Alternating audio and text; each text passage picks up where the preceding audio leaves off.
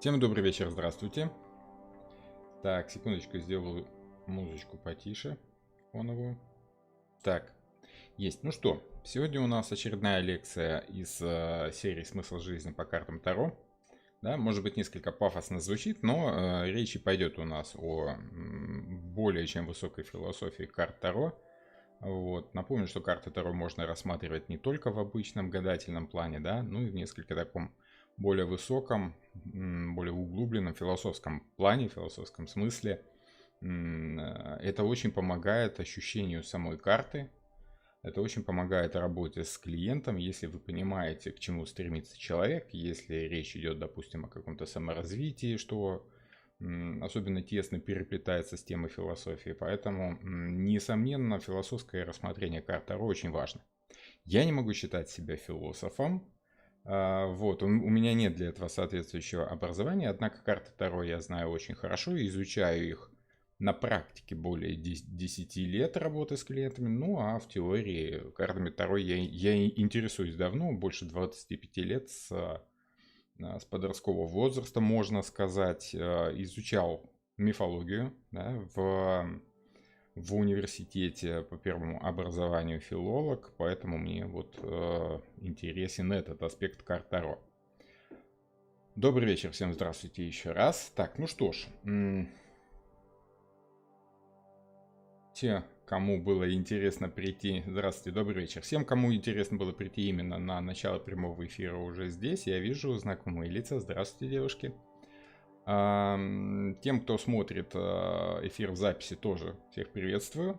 Всем спасибо за ваши лайки, за ваши комментарии. Вы этим очень помогаете каналу развиваться, наращивать количество подписчиков. Честно говоря, я не ожидал, что будет так много человек на моем канале, потому как думал, что такие вот философские размышления о картах Таро будут кому-то интересны. Но, как говорит теория, как гласит теория, делай то, что тебе хочется, да, делай то, что тебе вольно, да, вот и весь закон.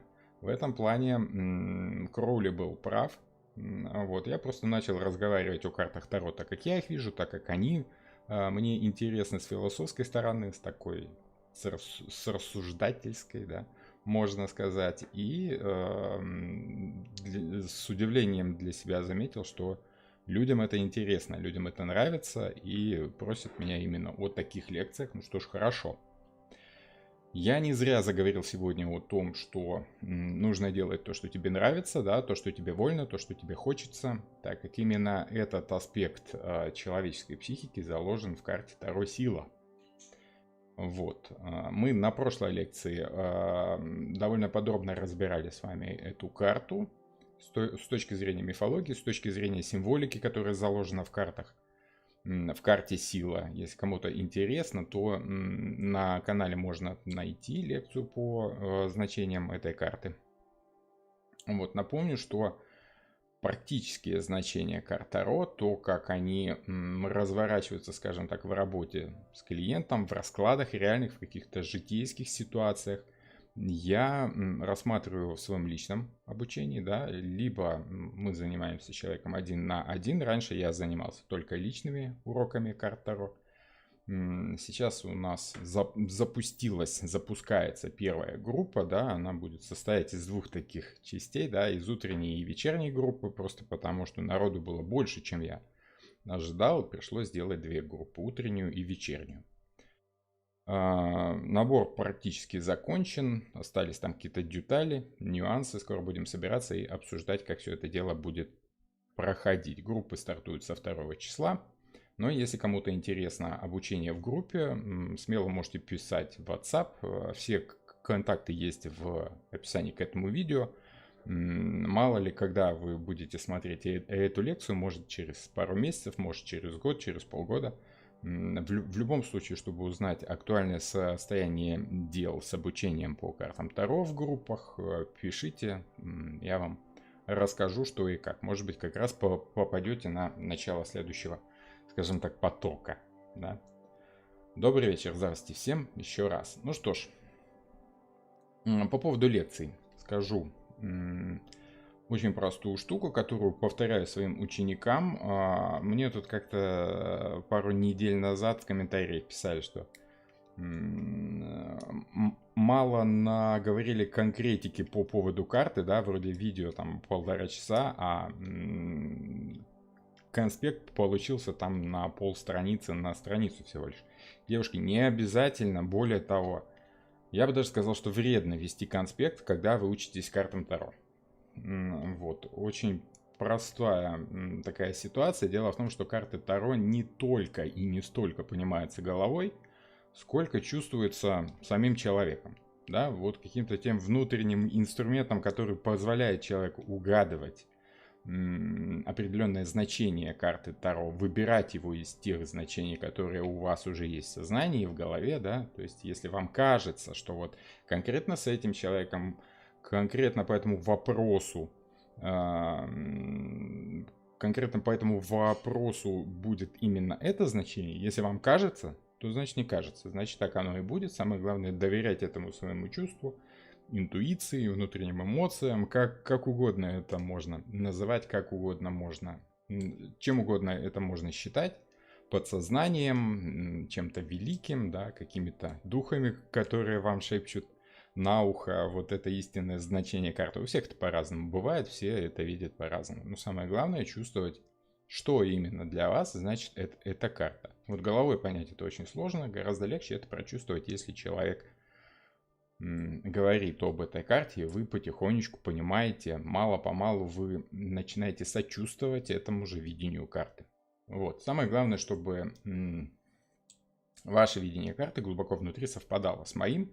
Если вы чувствуете, что что-то в этом есть, что что-то вроде там пан Роман такое говорит интересное, что-то похожее, да, наверное, есть сочетаемость, идет узнавание карты, да, значит, значит попали, значит хорошо. Если нет, то значит я просто не ваш, громко сказано, учитель, да, мне до сих пор странно себя чувствовать учителем, тем не менее, может быть, я просто не ваш учитель. Если вы чувствуете, что я какую-то ерунду несу, да, значит, вам, скорее всего, к другому учителю. Слава богу, что таких хватает, есть более опытные товарищи в этом деле, как тот же очень уважаемый мной Юрий Хан, из Питера, да, кто там еще есть. Я постоянно забываю фамилию, поэтому вот, прошу прощения, если кого-то забыл.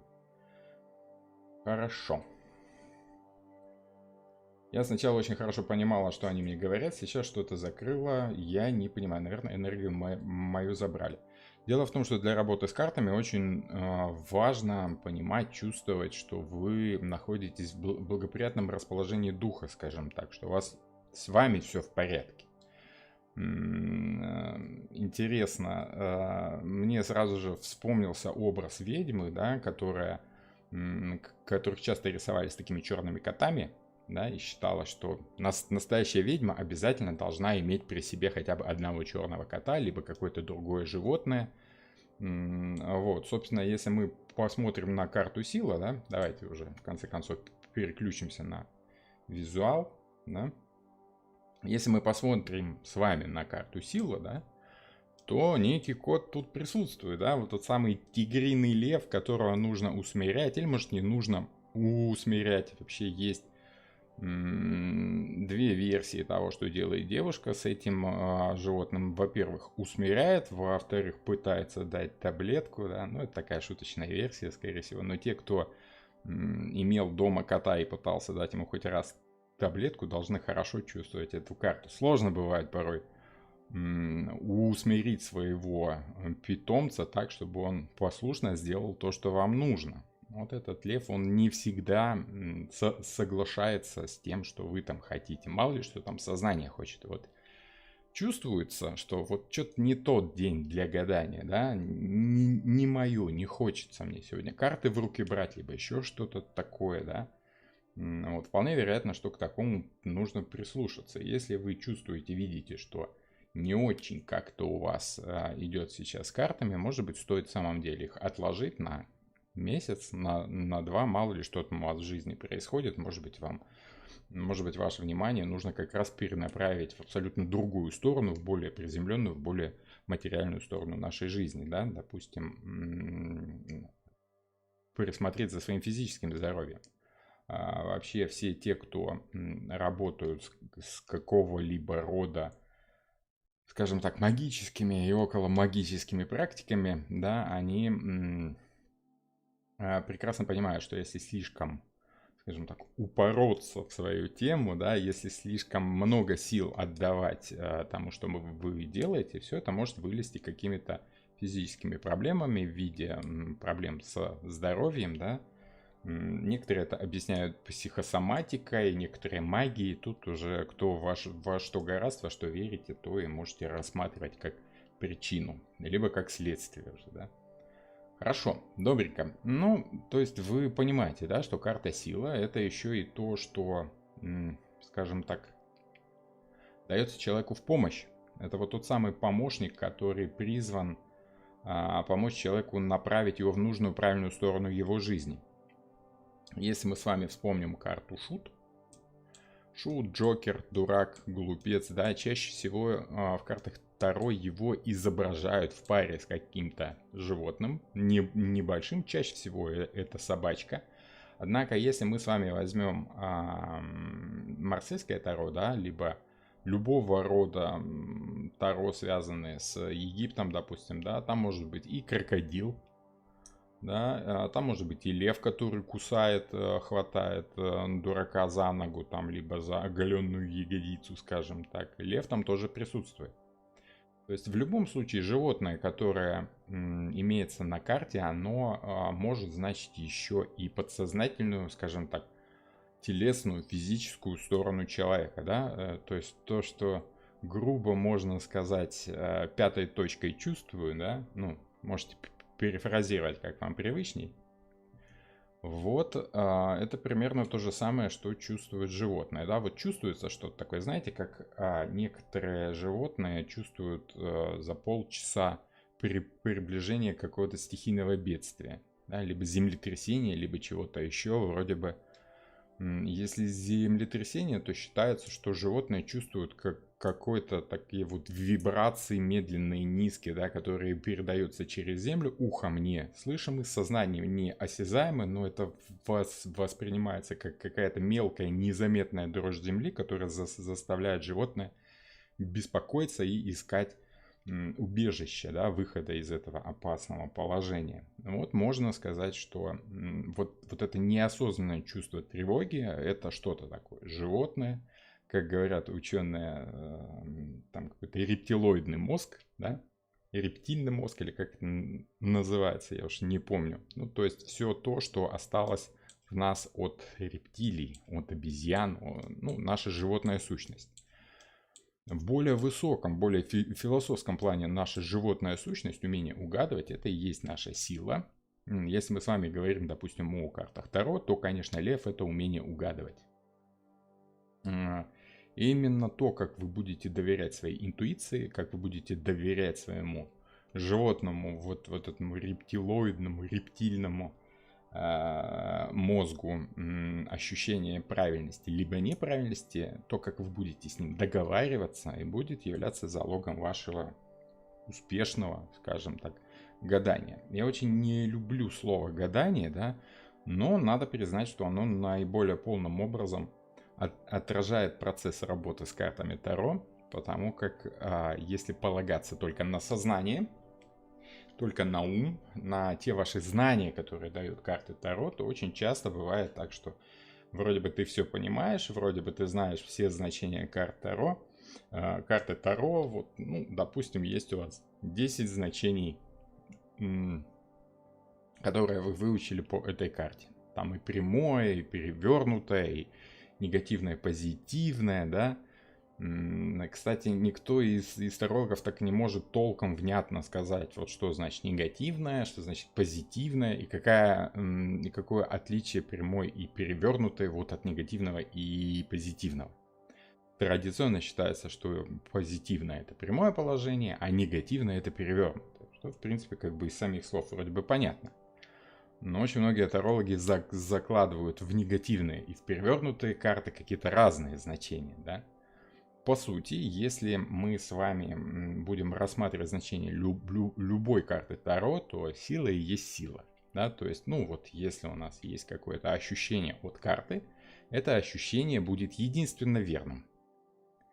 Важно понимать, что форма, которая будет принимать вот это ощущение и будет вам указывать на выход этой силы в ту сторону, в которую она имеет место быть при ситуации вот конкретного данного человека, данной ситуации, да. То есть, например, у одного человека сила может быть одной, у другого другой. У третьего эта карта может вообще выражаться в том, что он не может в какие-то моменты наладить общение самого с собой. Его сознание не может справиться с подсознательными желаниями, скажем так. Вот хочется и все тут, да, ничего с собой поделать не могу. Вот, поэтому для одного человека эта карта будет позитивной силой, для другого негативной. В одном случае она будет играть в хорошую сторону, в другом случае в другую сторону, да, то есть, но это будет все та же самая сила.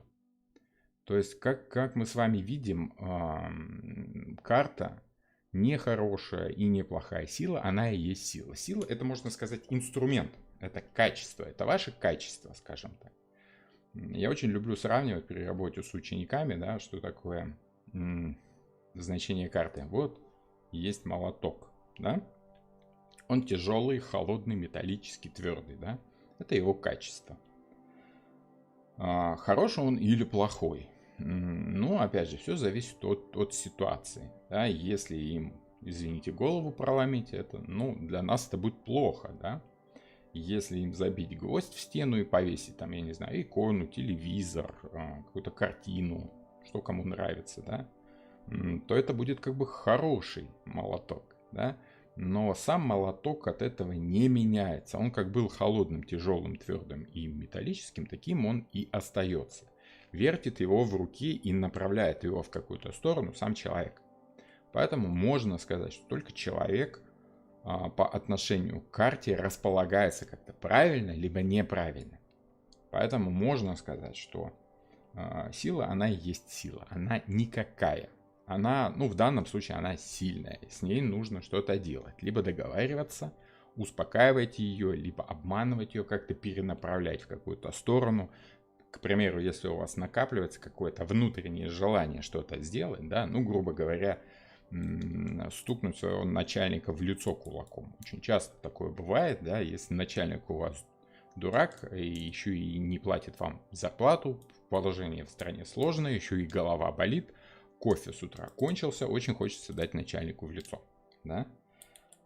Если у вас такое происходит каждый день, да, и накапливается с течением времени, то этот лев может выйти из-под контроля, и это ваша сила может пойти не в ту сторону. Для этого нужно ее время от времени отвлекать, обманывать, давать ей выход в чем-то другом. Очень часто рекомендуют офисным работникам, допустим, да, заниматься каким-то агрессивным видом спорта, да, то есть каким-нибудь восточным единоборствами, допустим.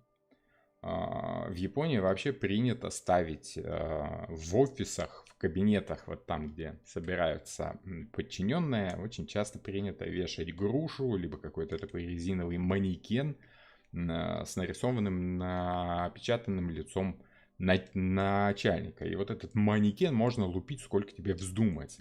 Таким образом, выпуская, обманывая этого своего льва и выпуская его в какую-то такую сторону, в неопасную для людей. Вот она и есть эта сила, с которой вы, в принципе, если вдруг ей захочется из вас выйти, сделать ничего не сможете. Так что хорошо это для вас, либо плохо, зависит от вас и от вашей ситуации. Карта перевернута не по отношению ко всему миру. Сила не может быть плохой.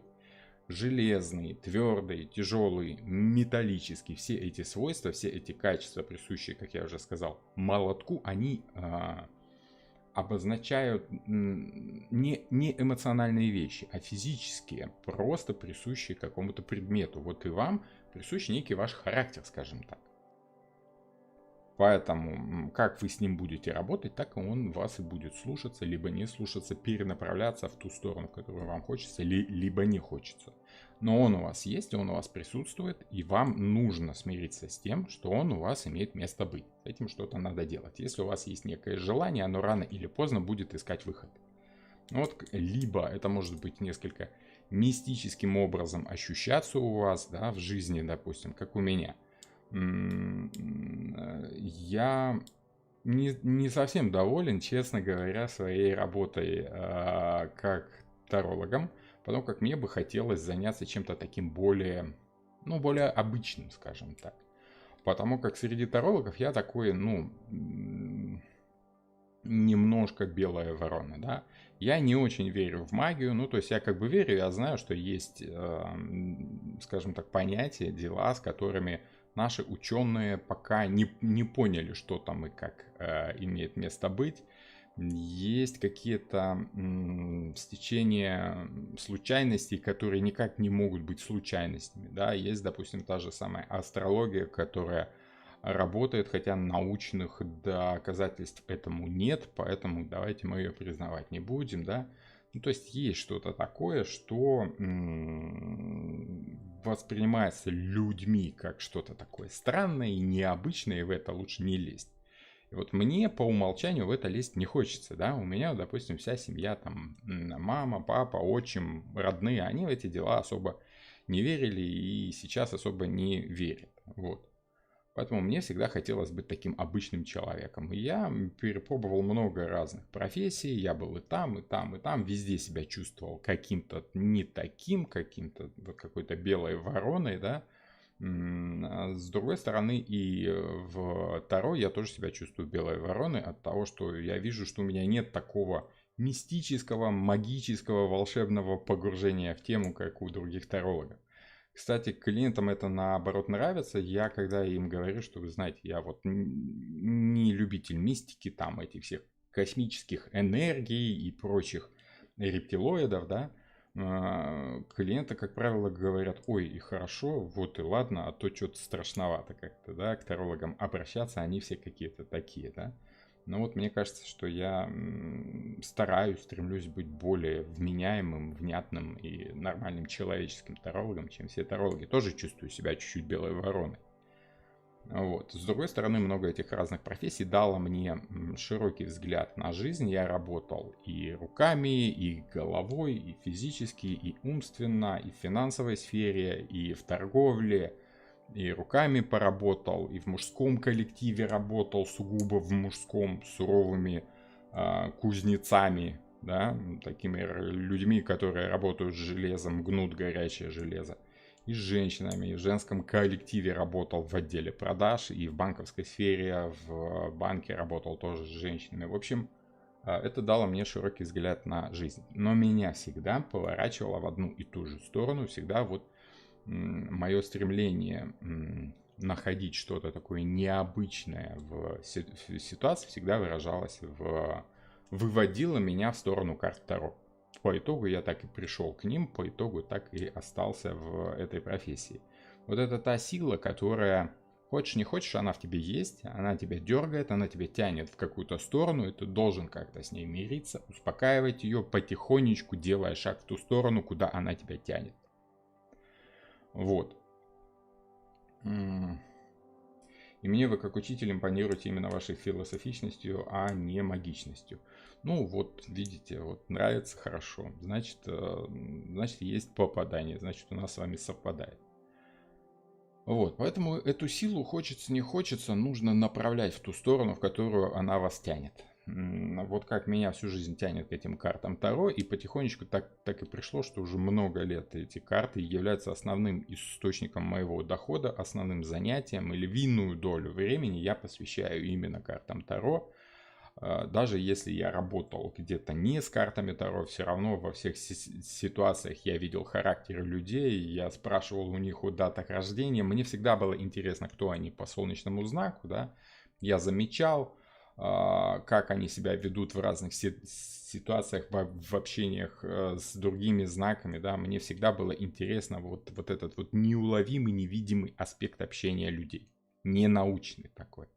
Вот. По итогу все равно это пришло к тому, что я имею. Плюс всегда ко мне люди приходили с какими-то своими проблемами, всегда как-то мне в жилетку плакались, и как-то я чувствовал себя обязанным им помочь, успокоить, объяснить, что они делают не так. Ну, как мне кажется, что они делают не так. Я считал, что я не вправе давать им какие-то советы, но если человек ищет утешение, то мне нужно было, ну, хоть что-то сказать. Как оказалось, потом советы, ну, действенные. С помощью карт Таро они вообще великолепны, если люди слушают, если люди верят, если люди видят вот ту истину, которая идет через карты, да, то это им помогает, что и убеждало меня в том, что, ну, какая-то сила во мне есть, да, что она такая врожденная, что-то такое может быть.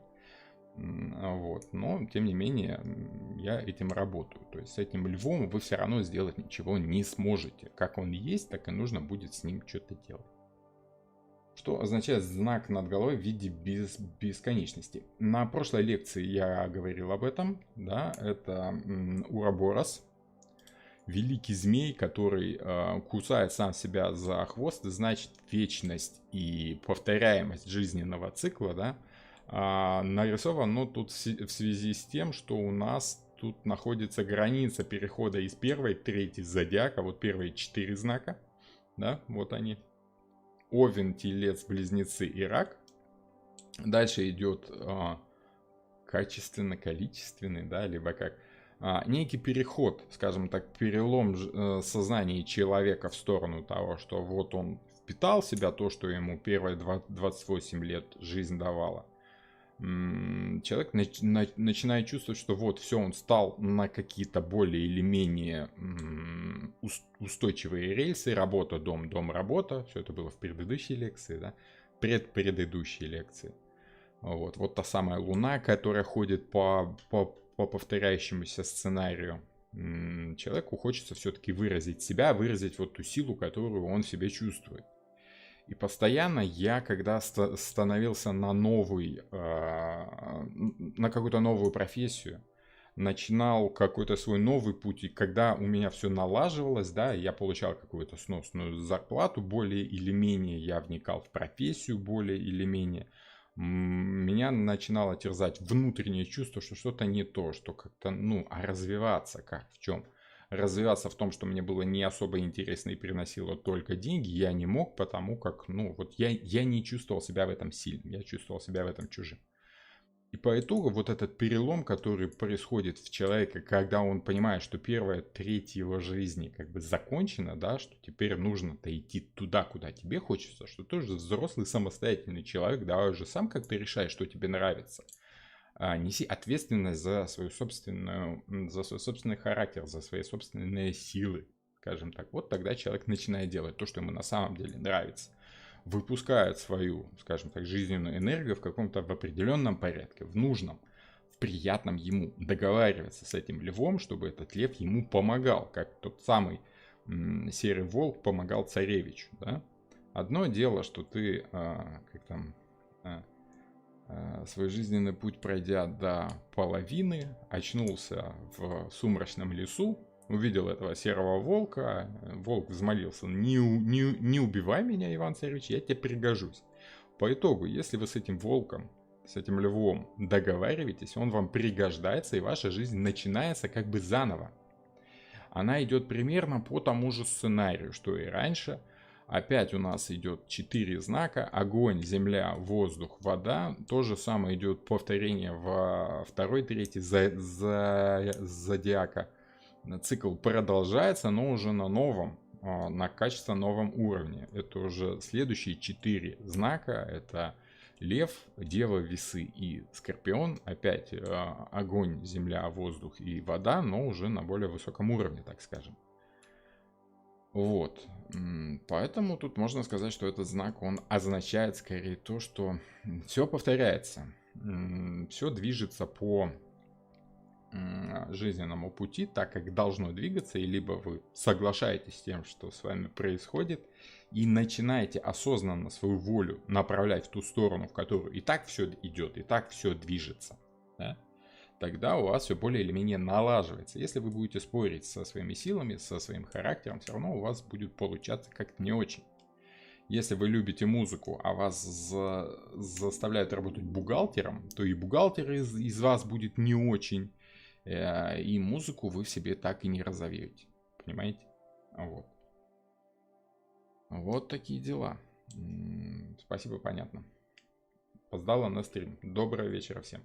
Ну, ничего страшного в этом нет. Можно пересматривать, можно смотреть в прямом эфире, можно смотреть в записи. Более того, в записи там можно и перематывать, да, и в записи есть такая волшебная штука, как ускорение видео в 2 раза. Волшебная штука, да, я буду при этом говорить чуть смешнее, чем обычно, но зато гораздо быстрее. Вот, и информация до вас будет доходить еще быстрее, если вы очень торопитесь. Роман, вы верите в аффирмации или в то, что люди сами создают себе судьбу? Антонин, спасибо, всегда вы задаете интересные вопросы. Собственно, вот, по поводу того, что как люди создают себе судьбу, и есть 2 точки зрения, да, на судьбу и вообще на будущее. Первое, это то, что только человек является строителем своего будущего, только от его действий зависит, что там у него дальше будет в жизни, от того, что он там себе планирует, от того, что он себе делает.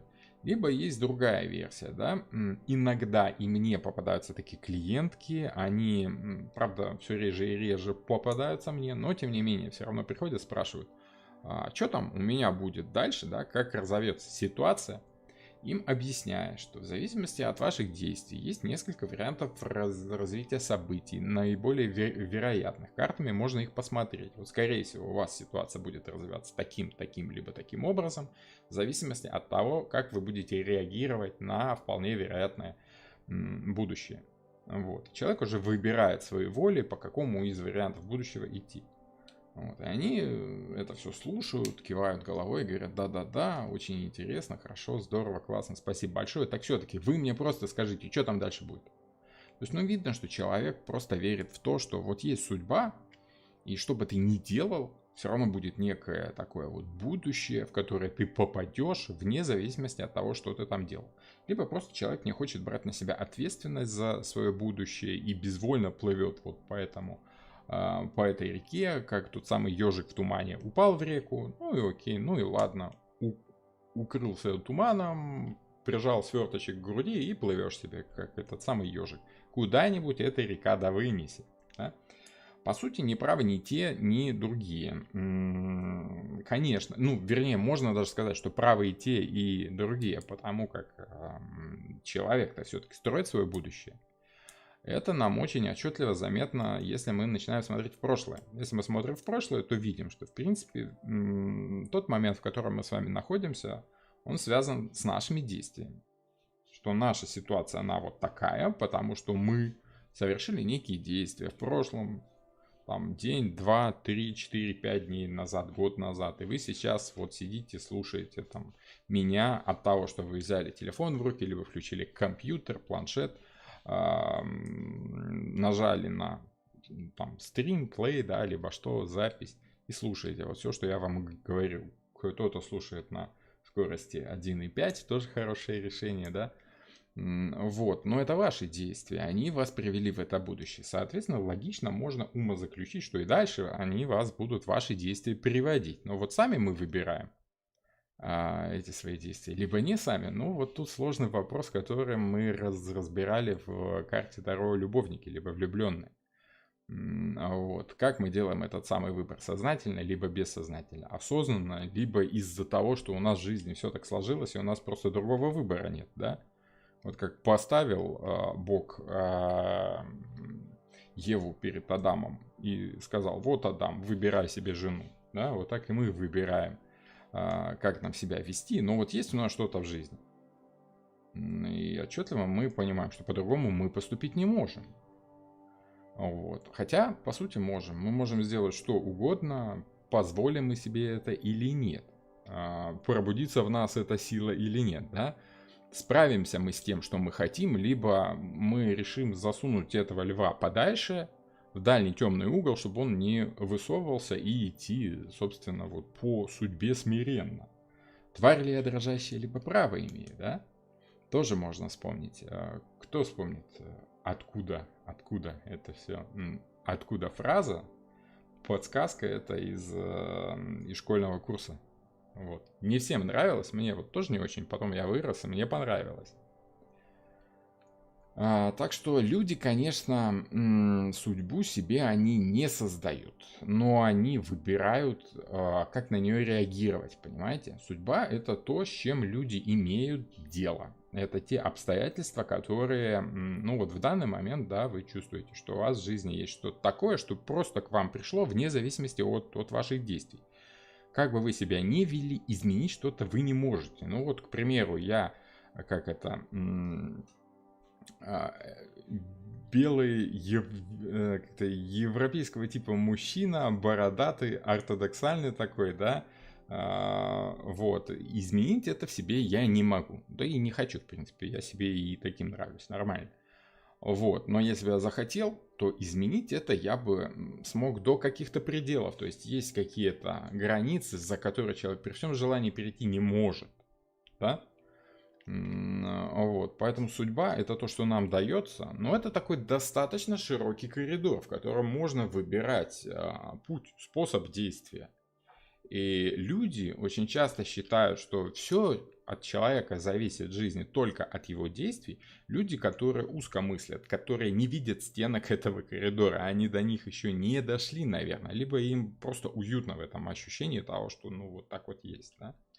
По сути, да, человек выбирает свое будущее, но действует в каких-то таких достаточно свободных, но тем не менее ограниченных рамках. Поэтому судьба есть, но путь по этой судьбе каждый человек выбирает сам своими собственными действиями. Майкл Джексон смог почти. Ну, как вам сказать? Нет, не смог. Как бы никто его белым так и не считал. Все прекрасно знали, что он все-таки товарищ из афроамериканской расы, да, я не буду рисковать и произносить страшное слово на букву N, которое очень не любят все сервисы Гугла. Ну, я думаю, что вы знаете. Вот. Так что так как-то. Достоевский «Преступление и наказание». Конечно, конечно. Ну, скажем, такой уловка на комментарий, она такая у меня была примитивная, конечно. Я так, вот, я уверен был в том, что вы знаете, кто такой Раскольников. Хорошо. А там же были какие-то... В перевернутом положении это что-то типа бессилия или скорее разрушительная сила? Скорее разрушительная сила. Разрушительная сила. Почему это не бессилие? Потому что сила, как вы ее не направьте, как вы ее не переворачиваете, она не станет бессильной. Она будет продолжать оставаться силой. Лев, если вы его перевернете вверх ногами, он не превратится в рыбу. Понимаете? Он останется львом, но только еще более, скажем так, раздраженным, который опасается за свой мягкий и незащищенный живот. Понимаете, в чем дело? Вот, поэтому сила, даже в перевернутом значении, это скорее сила, которая неконтролируема. Идет туда, куда вам порой и не хотелось бы. Что значит вам? И почему тут такое разделение идет вот на вас и не вас, как бы, да? Почему эта сила это что-то отдельное от сознания человека? Ну, просто потому, что сознание человека по своей природе двойственно. Ну, пусть не сознание, сам человек, да, вот то, как он обрабатывает, накапливает информацию, работает с информацией, выдает эту информацию, принимает какие-то решения, действует определенным образом, выражает эту свою силу, да, воспринимает чужую силу, перерабатывает ее и перенаправляет, это двойственная штука. Это вот есть именно внутреннее что-то такое ощущенческое, неосознанное и непознаваемое. И внешнее, осознанное, ощутимое мысль, сознание, так скажем. Традиционно считается, есть очень хорошая картинка в интернете, я постоянно забываю о том, что ее тут нужно где-нибудь повесить и показывать вам время от времени, потому что это очень похоже на то, что на то, какими видятся карты Таро. Да? То есть айсберг, такой огромный айсберг, под водой, вот линия воды, вершина айсберга над водой и огромная подводная часть. Ну, я думаю, вы все видели в этих самых интернетах такие вот картинки с айсбергами, да? Вот сверху это то, что видно, то, что ощущается, то, что мы осознаем, это наша осознанность, да, это вот то, что мы привыкли считать своим «я». Вот он я, вот я себя вижу, знаю, осознаю, вот он. Да? Это только вершина айсберга, основная масса-то она внизу, она в подсознании, так скажем. Мы чувствуем ситуацию только после того, как мы ее прочувствовали с помощью там, физических чувств. Да? Вот эти те самые 5 чувств, там, обоняние, осязание, слух, зрение, что-то там еще. Я вот не помню. Ну, у меня с памятью плохо, да? Вот. Есть еще шестое чувство, вот то самое неосязаемое на физическом уровне шестое чувство, которым вы угадываете, чувствуете. И вот они все вместе в связке, они и дают вам весь тот вот подводный массив этого айсберга, который и определяет движение всей этой глыбы льда в каком-то в направлении. Нам, конечно, кажется, что мы движемся вперед по жизни осознанно, осознавая что-то, думая и принимаем решения благодаря своей силе мысли. Да? То есть вот тот самый ветер, который дует над поверхностью океана, он как бы движет наш этот жизненный айсберг там от Южного к Северному полюсу, допустим, по Атлантике. Да? И выискивает этих самых титаников. Вот, ну, по сути, если мы с вами хорошо поймем, как это все работает, мы вдруг заметим, что на самом-то деле айсберг плывет туда, куда ведут подводные течения.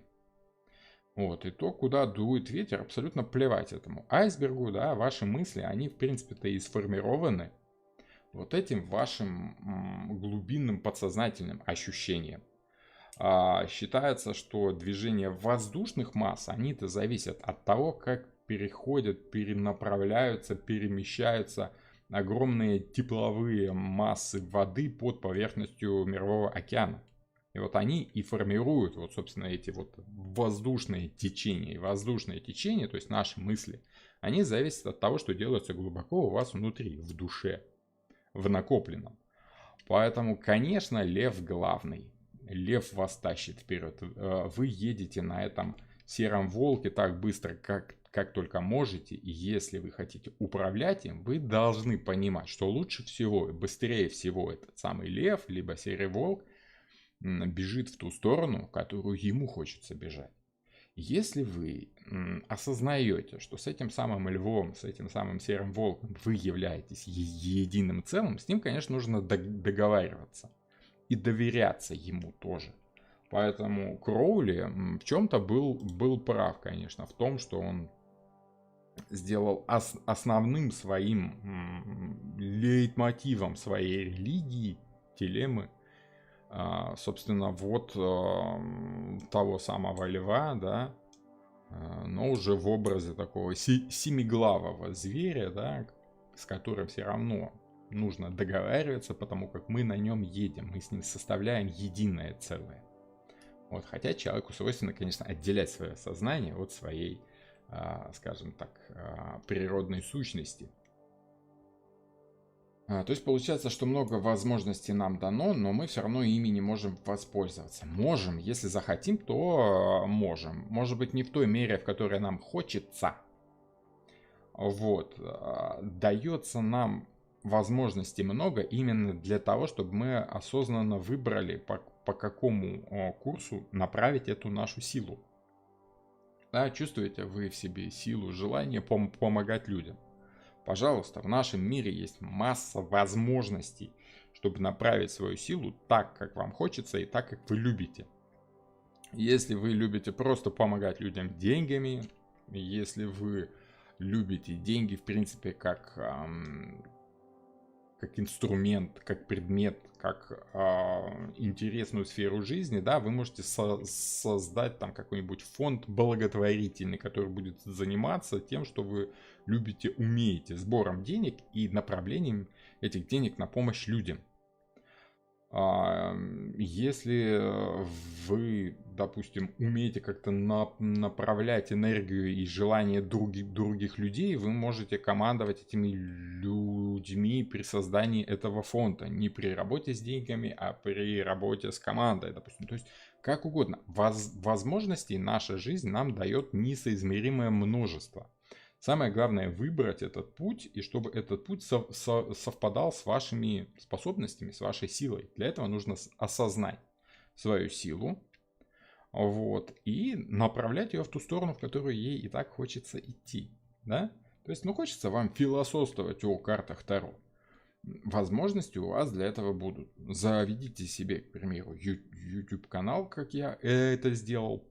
Помучитесь пару лет в попытках нащупать то, что вам интересно, то, что вам нужно в работе с людьми, и придите по итогу к тому, с чего и надо было начинать. Да? То есть мне, в принципе, сразу надо было начинать вот эти лекции. А то, что на этих лекциях я чувствую прилив сил. Дело в том, что с этим самым львом, да, если вы направляете его в нужную сторону, если он бежит по правильному курсу, его бег ускоряется. Он добавляет себе этим сил. Понимаете? Вы после вашего любимого занятия, вы чувствуете прилив этих самых сил. Я, допустим, после лекции 2 часа говорить просто так, это одно. Да? А 2 часа говорить о том, что вам на самом деле интересно, о том, что вам приятно и вызывает в вас интерес, пробуждает еще больше интерес, это вам дает подзарядку. Вот, этих самых сил. Поэтому, скажем так, двигаться дальше вам будет легче, проще. Если вы будете делать то, что вам не нравится, то, к чему вот ваш лев, тигриный этот лев, не склонен, да, если он будет упираться, как собака, которая не хочет идти в ванну, потому что там нужно лапы мыть, да. Я знаю, что те, у кого есть собаки, сейчас вот сразу вспомнят, как это. Ты имеешь, допустим, здорового такого лабрадора, да, его пихаешь в ванну, он делает вид, что он уже спит, расставляет лапы в дверном проеме, и очень-очень сложно двигать свою силу туда, куда она не хочет идти. Вот, поэтому нужно ее как-то заманивать, кинуть туда кусок колбасы в ванну, чтобы этот лабрадор забежал, и можно было под шумок ему эти лапы помыть, пока он там этой колбасой лакомится. Вот такие дела. Так что да, нам возможностей дано много, просто нужно ими пользоваться, нужно пробовать. Вполне вероятно, что вы можете ошибиться с той возможностью, которую вам жизнь дает. То, что желаний у вас много, очень часто бывает, возможностей у вас много. Кроули очень хорошо нарисовал в этой карте 7 голов зверя, да? Но, в принципе, конечно, мы с вами прекрасно знаем, где он взял эти головы, да, это все из книги Апокалипсиса, это, собственно, вот, конец мира, да, Апокалипсис тот же самый. То есть, по сути, если мы берем философскую структуру книги Апокалипсиса, то да, как человек осознает все это дело, через что он должен пройти. Он должен пройти через единение со своими страстями. Хочется человеку многого. Главное понять, чего тебе хочется просто на физическом уровне, да, на таком животном. Вот Кроули скорее налегал на животную сторону наших желаний, да, вот хочется и все. Да, вот. А вот Уэйд чем был хорош? Тем, что он как бы делал намек, делал фокус именно на благородстве человеческой натуры. Вот. Золотой фон карты, значит, благородные намерения. Белый цвет одежды вот этой женской фигуры, значит, чистоту помыслов, намерений, да? Поэтому только те, кто хотят истинно, ну, скажем так, не ради личной выгоды, а ради каких-то благородных и чистых побуждений развивать свою силу, вот тогда у них будет что-то получаться. Вот, если вы хотите просто денег заработать, ну, все зависит от того, куда вы хотите эти деньги перенаправить. Если просто больше заработать, это одно. Но умные люди, которые любят деньги, они потихонечку приходят к пониманию того, что деньги сами по себе особого смысла не несут. Деньги интересны той силой, которую они могут дать человеку для решения каких-то проблем. И вот благие побуждения и заставляют людей богатых жертвовать огромные, сумасшедшие деньги на благотворительность. Нам, людям, которые не очень много зарабатывают, очень часто кажется, что ну это понятно, зачем они это делают, эти богатеи, да, чтобы скостить себе налоги, на того, что да, на Западе, в Штатах в частности, если ты тратишь часть заработка на благотворительность, то тебе как бы списывают часть налогов. Но там можно было бы обойтись гораздо меньшими суммами. Но богатые люди, которые познали дзен в деньгах, они понимают, что истинный смысл денег — это перенаправление энергии на каком-то уровне физическом в ту сторону, в которую нужно. Поэтому стараются помочь как-то тем, кто нуждается в этом, на том уровне, на котором они считают нужным, правильным. В конце концов, если кто-то считает себя умнее другого человека, он может второму человеку помочь. Но так, как он считает нужным, правильным. Раз ты заработал больше денег, чем твой нищий сосед, ты ему можешь дать денег, но только на то, на что ты считаешь нужным, правильным. Например, если у вас сосед алкаш, да, а вы зарабатываете хорошо, и он у вас просит там 10 евро на хлеб, да, вы, конечно же, возьмете с него слово, что он это на хлеб пустит, а не на выпивку. Вот, и попытайтесь проследить. А еще лучше не будете давать ему денег в руки, а просто купите хлеб и передадите его семье этот самый, условный, конечно, хлеб. Вот. Поэтому сила, конечно, это еще и умение направить ее по отношению к тому человеку, с которым вы общаетесь, с которым вы работаете. Это благородство побуждений, которое было присуще, и сейчас, по сути, присуще людям благородным.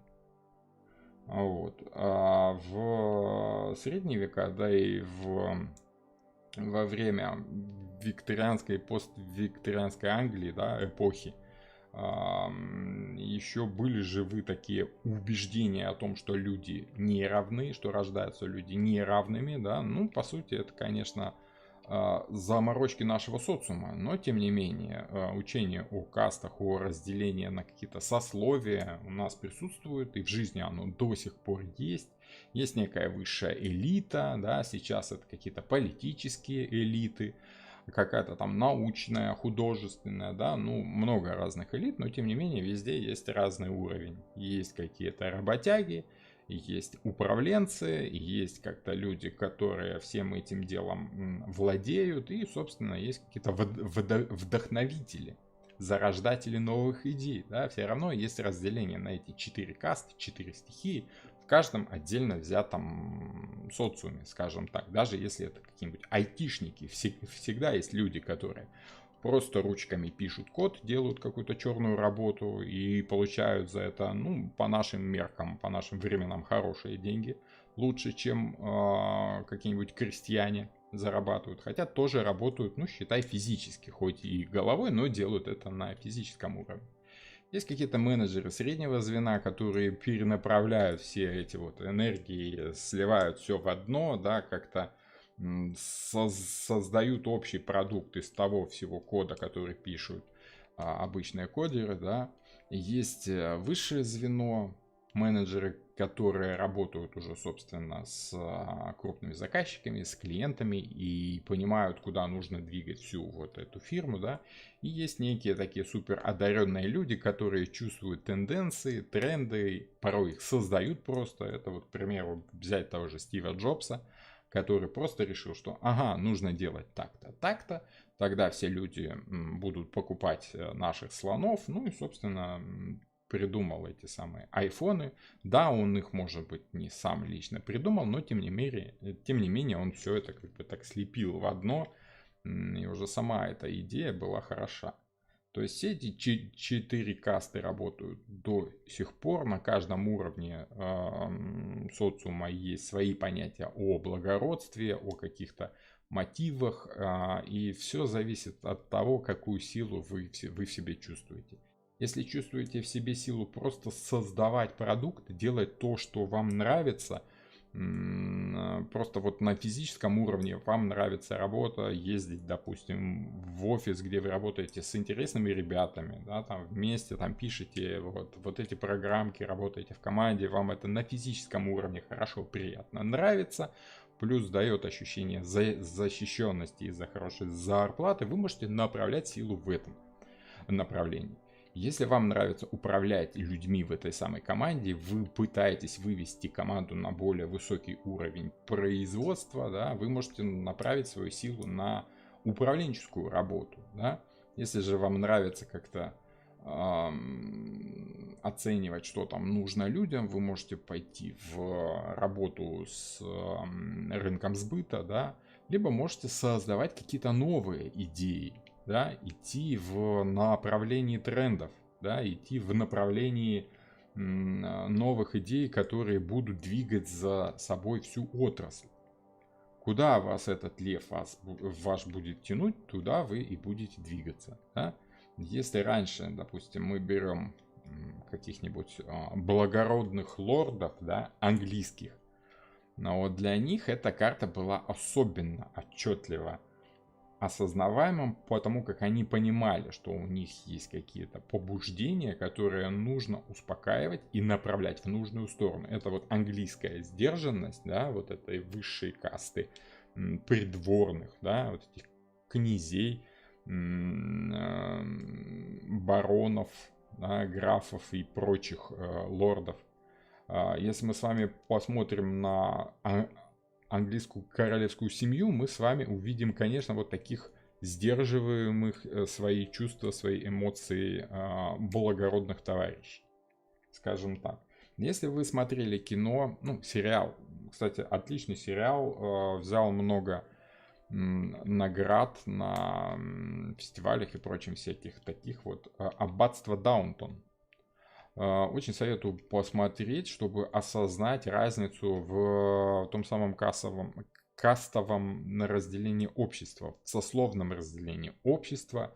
Сериал рассказывает о жизни семьи вот одного из английских лордов на рубеже, на переломе эпох, Первая мировая война, которая очень быстро переломила закат поствикторианской Англии в какую-то новую прогрессивную сторону, так скажем. И основная проблема, которая рассматривалась в сериале, это как раз и было взаимодействие двух этих сословий лордов и, скажем, таких подчиненных, да, их слуг. Ну вот. И там очень много говорится именно о том, как ты должен сдерживать свои желания, если ты хочешь, чтобы все шло именно тем образом, которым должно идти. То есть, с одной стороны, мы так смотрим, что выражение себя в ту сторону, в которую нам хочется, это сила. Почему сила — это выражение нас в ту сторону, в которую нам хочется? То есть какая-то внутренняя личная свобода. Потому как если мы берем средневековое ощущение карт, а все-таки карты Таро — это средневековый инструмент, и об этом важно помнить, то человек сильный мог быть свободным человеком. Мог стать воином, да, то есть из крестьян податься в солдаты, грубо говоря, дослужиться там до какого-нибудь сержанта и прочего, стать вольным человеком и как бы делать уже то, что ему хочется. В средние века сильные люди управляли обществом, поэтому если ты хотел иметь какую-то свободу, ты должен был быть сильным. Если ты не хотел использовать свою силу, ее использовали за тебя, тебе говорили, что тебе там нужно делать, копать отсюда и до обеда. Да?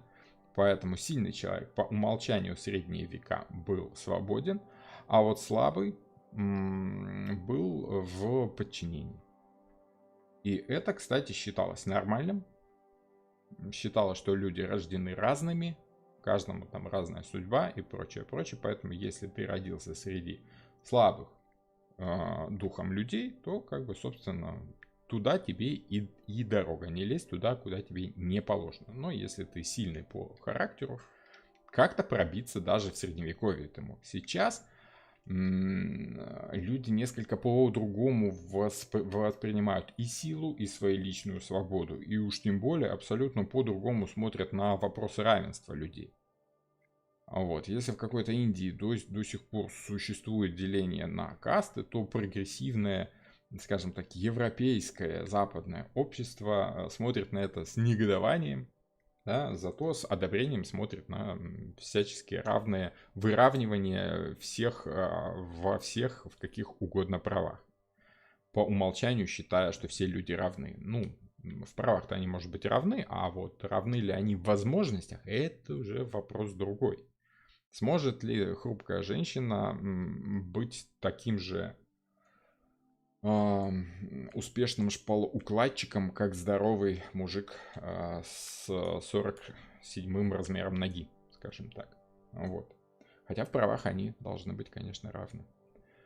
Вот. Поэтому да, если мы берем средние века, у нас сила это и есть свобода. Если мы берем современность, то как бы сила у нас это осознание своих собственных качеств, умений. Потому что если ты осознал свои собственные качества, умения, ты можешь их направить в нужную, правильную сторону. Даже слабый человек, если осознал, в чем его сила, может осознанно изменить свою жизнь в ту сторону, в которую ему хочется.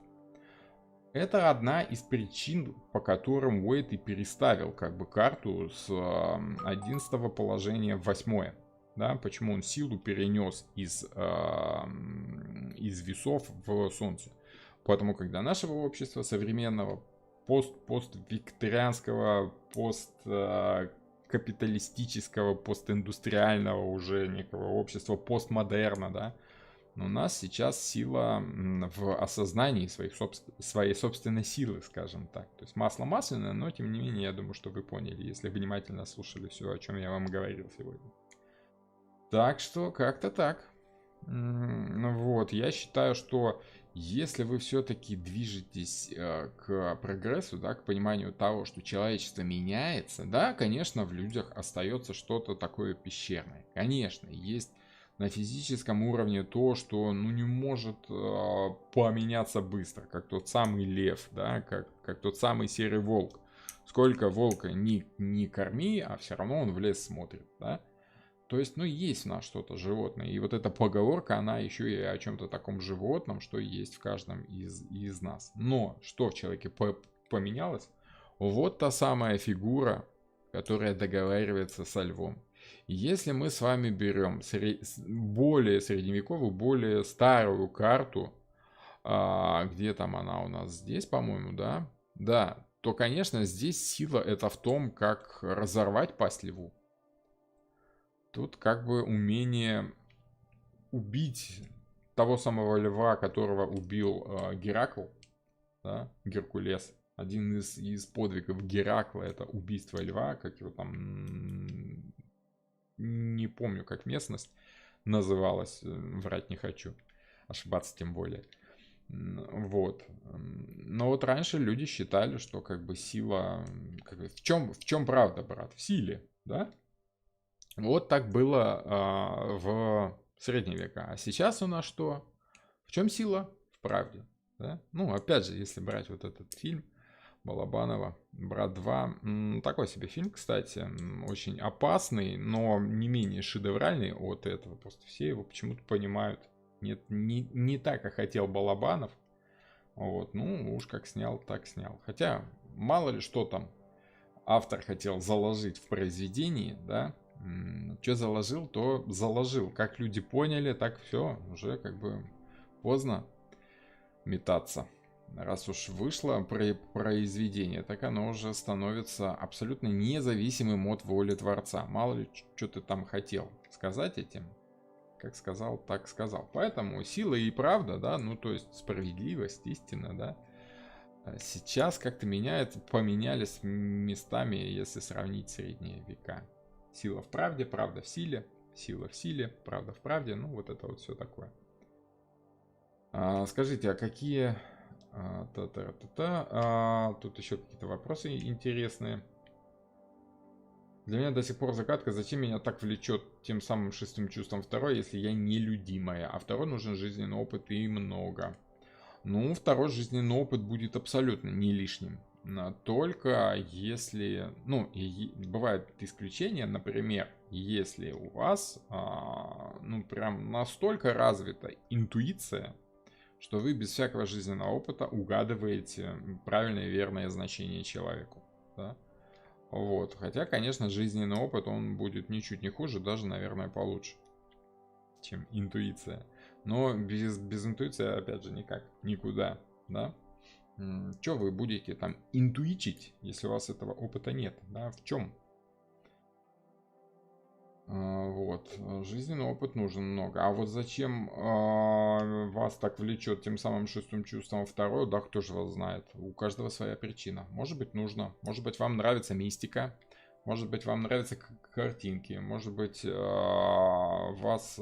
там в детстве где-то видели карты Таро, да, и это произвело на вас неизгладимое впечатление, но просто вы не помните.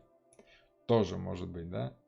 Некоторые говорят, что вот я не люблю Льва Толстого. А почему? А, не знаю. Может, его в детстве били томиком Льва Толстого по голове. С тех пор ему Лев Толстой и не нравится. Мало ли что-то у нас в детстве было. Может, поэтому и влечет. Скажите, а какие профессии приходят по силе, кроме благотворительности? Ну, в первую очередь, связанные с творческим аспектом. Дело даже не в самой профессии. Хотя, конечно, если, ну, проще всего это выплеснуть свою силу в каких-то творческих профессиях, да? Особенно если, ну, вот Солнце. Что и у нас идет по Солнцу, по пятому дому, если мы берем пятый дом, деятельность в центре внимания других. Публичные выступления, самодемонстрация, актерство, преподавание, спорт, хобби, увлечение противоположным полом. Ну, то есть, что у нас пятый дом? Это самовыражение. Самовыражение может быть и в искусстве, самовыражение может быть и во всем том, что вы делаете, но тут очень важно, что вы свою силу направляете куда-то. Если вы свою силу направляете только по отношению к себе, вот, то вы не будете, скажем так, развиваться, да? С чем бы сравнить с таким, с приземленным совсем? Ну, от анонизма забеременеть нельзя. Понимаете, да? Если вы направляете всю энергию только на себя, то от этого ничего, кроме удовольствия, не будет. И то оно будет таким искусственным. Для того, чтобы чувствовать развитие своей силы, вам нужно общество, вам нужен другой человек, потому что человек – животное социальное. Обезьяны бегают в стаях, да, вот на этих ветках висят. А человек – это все-таки обезьяна разумная, там, пещерная, степная и прочая всякая лесная. Обезьяна, да, умная, которая стала на путь развития, взяла в конце концов в руки палку и начала что-то там ей копать. Либо бить того самого льва, тигра, да. Вот. Поэтому для нас очень важно делать что-то для другого человека. Поэтому Уэйд очень часто и говорил о том, что истинная сила выражается в нас, когда мы делаем что-то ради другого человека. А все христианское учение, оно и основано на жертвенности, на смирении ситуации, на приведении себя в позицию помощи другому человеку, да? Особенно, ну вот был такой образ, как добрый самаритянин, да, то есть он же не ради себя делал. Добрый самаритянин, он помогал другому человеку не ради того, чтобы как бы ему там где-то в книге «Бытия» галочка там ему где-то была, да, вот старушку через улицу перевел, доброе дело на сегодня выполнил, да, все, можно идти дальше грешить. Нет, истинный самаритянин, он делал что-то благородное, хорошее для другого человека, просто потому что понимал, что мы в обществе, да, а общество это наша среда, обитания, и нужно делать вот свою квартиру, свой подъезд, свой город чище, лучше, богаче. Тогда ты будешь сам тоже становиться лучше, богаче. Чем больше добра ты несешь в этот мир, тем больше добра будет возвращаться тебе. Вот. Поэтому, как бы, ну, можно, конечно, верить старухе Шапокляк, которая говорила, что хорошими делами прославиться нельзя. Прославиться, может, и нельзя. Но мы же не о славе мечтаем. Поэтому тут вот опять же, пятый дом и солнце, это, конечно, знаменитость, известность, да? Когда много людей смотрят на вас, и вы чувствуете вот эту энергию и делаете то, что вам хочется, поете так, как вам нравится, да, как Жанна Агузарова такая вот, вот, но Жанна... Месседж, извините, телефон забыл выключить. Опа. Вот, как Жанна Агузарова, но вот Жанны Агузаровой там тема чуть-чуть другая, да? Смотрите, у нас есть необычность в поведении, а необычность в поведении это, конечно, Водолей. Водолей это противоположный знак, это 11-й дом напротив 5-го дома, львиного, солнечного дома, да? Если лев делает то, что ему хочется, то, конечно, это Жанна Агузарова. Тут вопрос в том, если Жанна Агузарова дома также себя ведет, как и на сцене, тогда она в самом деле лев. Но если она делает что-то только для общества, даже если ей это не очень нравится, да, то есть если дома она обычная, нормальная, в трениках и в бигудях ходит, там варит пельмени, значит она скорее ближе к Водолею, которому просто нравится выделяться из всего другого прочего. А Гузарова по Урану прославилась. Конечно, потому как она необычная, она новая, она выделялась из толпы. Я говорю о внутреннем желании человека. По Урану она для нас всех нормальных такая вот необычная. Вот. И я думаю, что она все-таки львиный человек, потому что львиный человек делает что-то не ради общества. Львиный человек делает в первую очередь от того, что он не может поступать по-другому. Если львиный человек делает что-то для общества, то просто потому, что это его внутренняя потребность. Понимаете? Вот. Водолею просто нравится быть отличным от других людей. Водолею просто нравится выделяться. А вот льву нравится делать то, что ему нравится для других людей. И вот эта линия лев и водолей, я сейчас, наверное, очень серьезно обидел всех водолеев. Вот, ну, я сам чуть-чуть водолей, я переходность водолея на рыбы, поэтому я хорошо знаю, о чем говорю. Через себя все это чувствовал. Я говорил скорее о негативном варианте водолея. Вы прекрасно знаете, что все люди разные. Есть развитые водолеи, есть как бы неразвитые. Точно так же, как и львы, есть очень эгоистичные товарищи, которые думают только о себе, о своей собственной силе, о своем собственном желании. Вот, поэтому если вы выражаете свою силу только в ту сторону, в которую вам хочется, вы такой вот черный, негативный, вредный лев, да? Который жрет всю добычу сам, не пуская никого из прайда к самому вкусному куску, скажем так. Вот. Тут вопрос скорее по Жанне Агузаровой, который нам в самом деле стоит рассматривать в картах Звезда и Луна. Там, где по Луне Водолей чуть-чуть врет все-таки, а по Звезде он просто часть общества, понимаете? Водолеям очень нравится выделяться из общества. Они чувствуют, что в этом их фишка. А вот кто на самом деле выделяется из общества, и им это даже уже не очень нравится, это уже рыбы.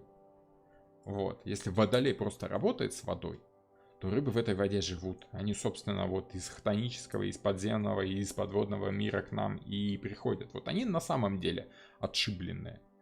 Вот. А Гузарова, она, конечно, прославилась по этому самому, по Урану, по Водолею, но делала она это искренне по Льву, А вот отшибленная она все-таки потому, что она, скорее всего, на самом деле такая. Немножко того. Ну, как все рыбы. И тут я опять же говорю с уверенностью, того, что я все-таки рыба. Вот такие дела, пироги у нас с вами сегодня, девушки. Забежали мы чуть-чуть вперед с этими картами. Луна, звезды, Солнце. Вот тут, кстати, Солнце уже, скажем так, напротив практически, да, поэтому если мы тут видим наше внутреннее Солнце, наше внутреннее желание, которое разрывает нас изнутри, светит в попытках самовыразиться как-то, вырваться на волю, да, то наше истинное Солнце, которое вот и является, ну, то что ж такое, и является для нас указующим светом и помогающим, направляющим перстом, скажем так, в жизни, простите за пафос, но у меня временами случается такое. Вот. Вот это то самое рыбное солнце, которое нам помогает, хочется нам или нет. Мы порой его даже и не замечаем.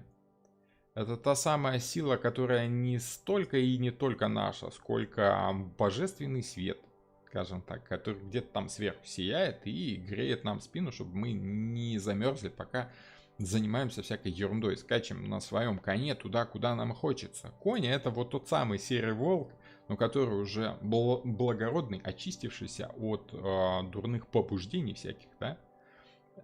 Вот этот самый конь — это тот самый лев, с которым мы имеем дело в пятом доме, но уже такой облагороженный как бы совсем.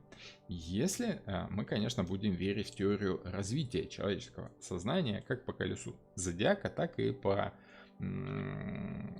линии старших арканов. Понимаете? Вот так вот. Поэтому Иван Царевич скачет на этом сером волке, а не просто как бы... Поэтому Гэндальф Серый после падения в хтонические дебри морей, бездну моря, да, вслед за Барлагом. Вот. Об этом, кстати, следующая карта будет. Отшельник. Это он же Один, он же Гэндальф, он же тот самый... Кто там у нас в бочке жил? Мудрец какой. Афинский, по-моему, да?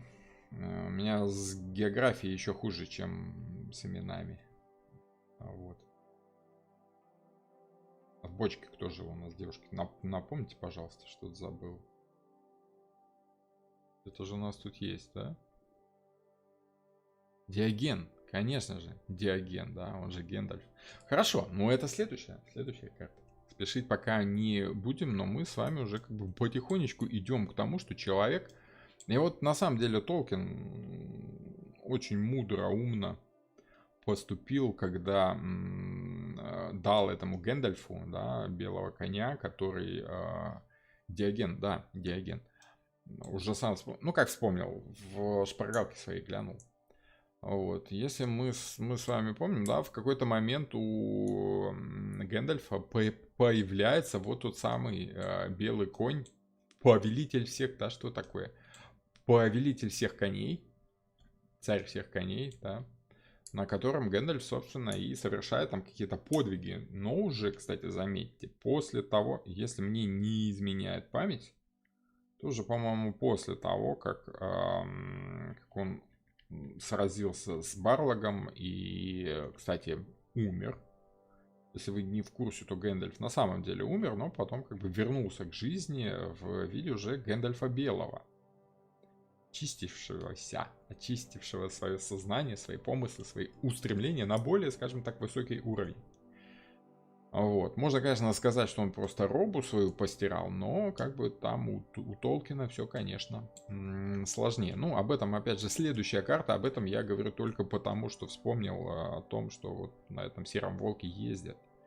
И, конечно, умение договариваться со своим конем, со своим зверем, на котором вы едете, с помощью которого вы что-то делаете, самореализуетесь, это огромное качество, очень полезное. Если вы боитесь своих умений, своих качеств, своей силы, то, ну, волков боятся в лес не ходить, да. Если вы боитесь, допустим, карты Таро, Меня некоторые спрашивают, а вот очень хочется погадать на картах Таро, но страшно. Я боюсь, что она мне что-то такое покажет, что будет правдой, и потом я не буду знать, что с этим делать.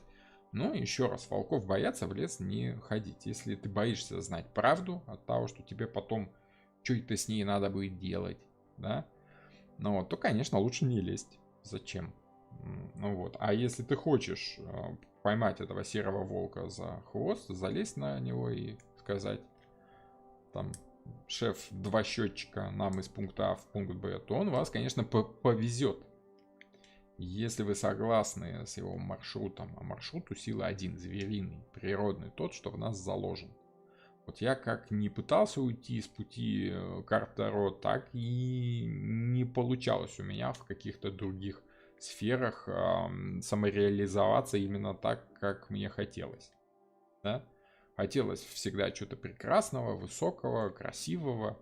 Вот. С кузнецами я работал по художественной ковке. Мы делали очень красивые такие мебель кованую делали ограды кованые такие в стиле Ренессанса, в стиле модерн. Ну, в общем, такая высокохудожественная ковка, так скажем.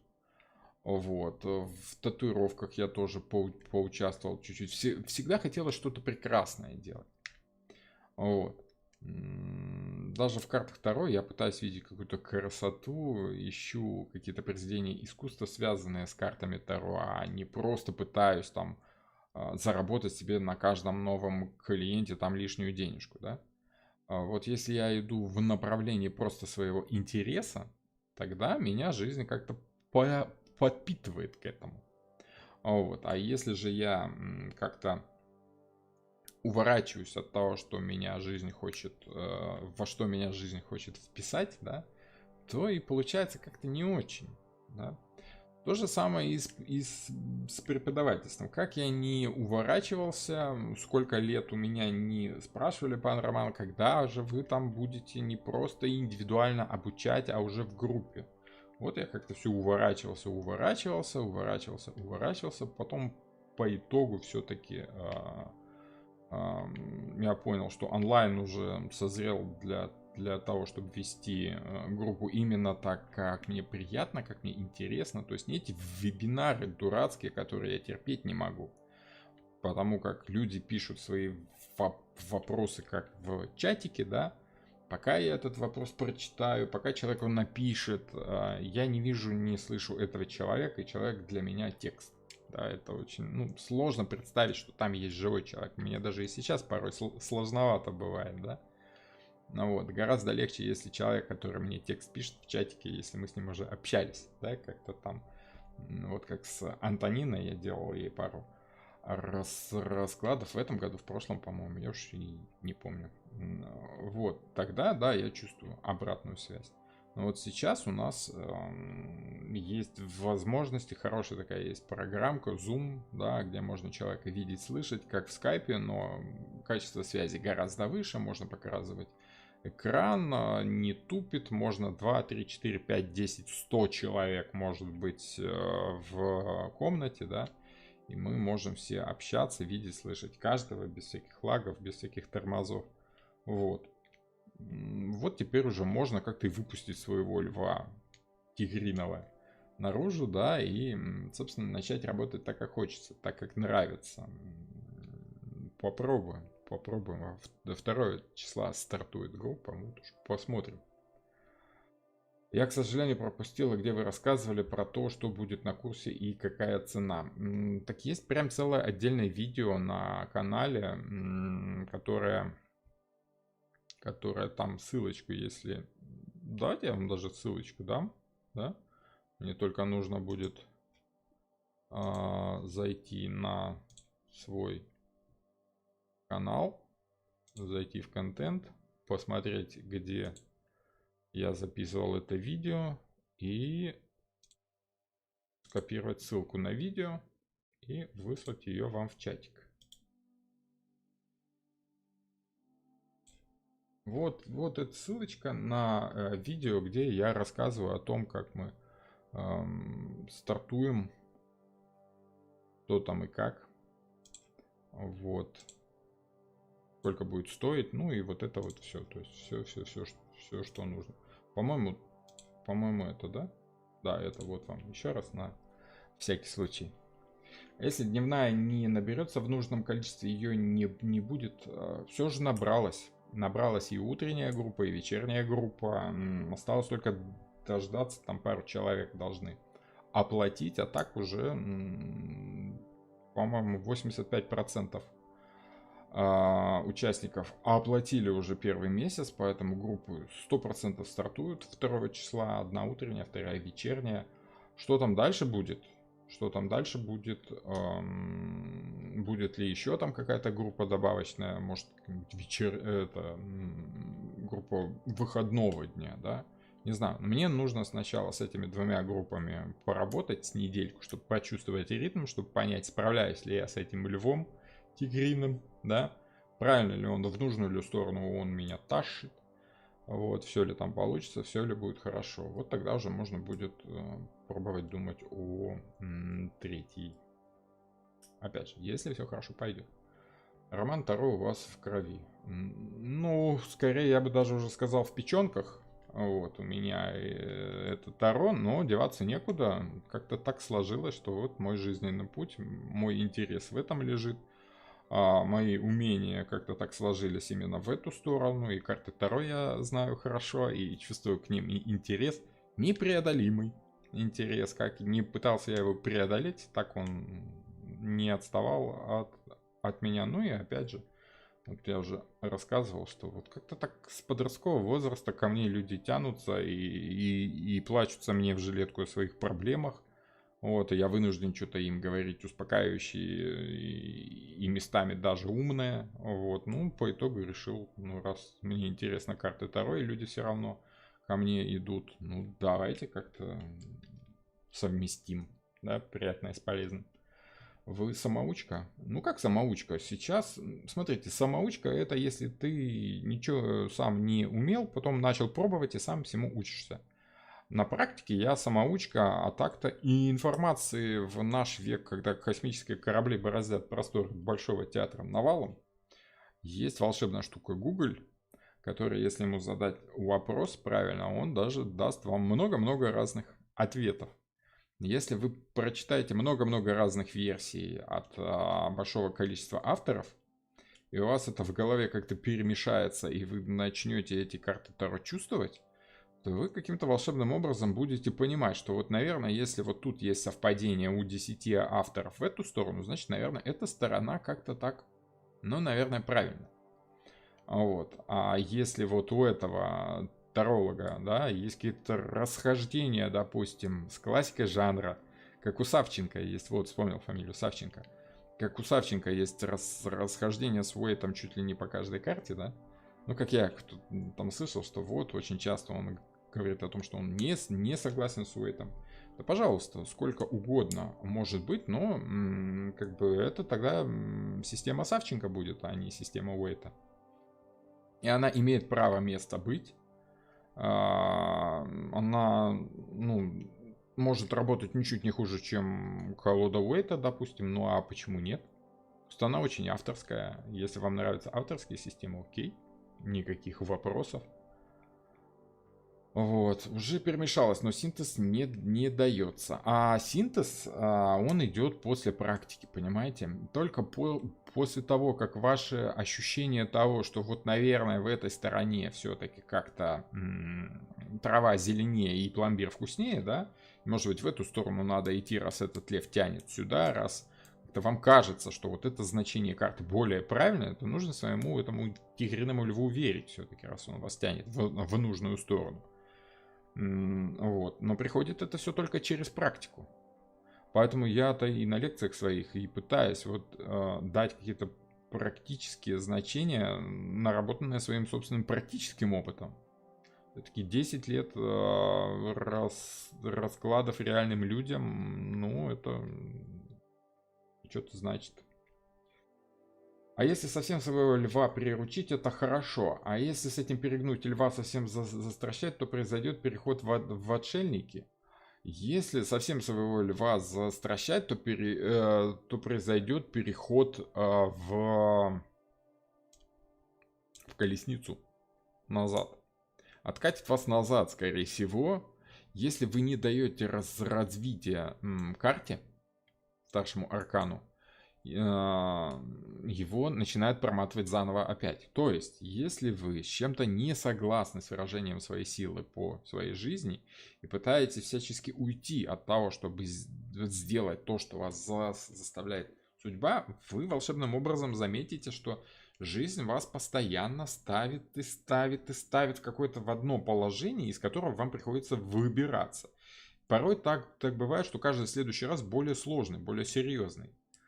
Так как если вы вот совершаете ошибку, да, не идете по правильному пути развития карты, жизнь вас возвращает назад и заставляет проходить эту же ошибку, но в какой-то другой сфере, да?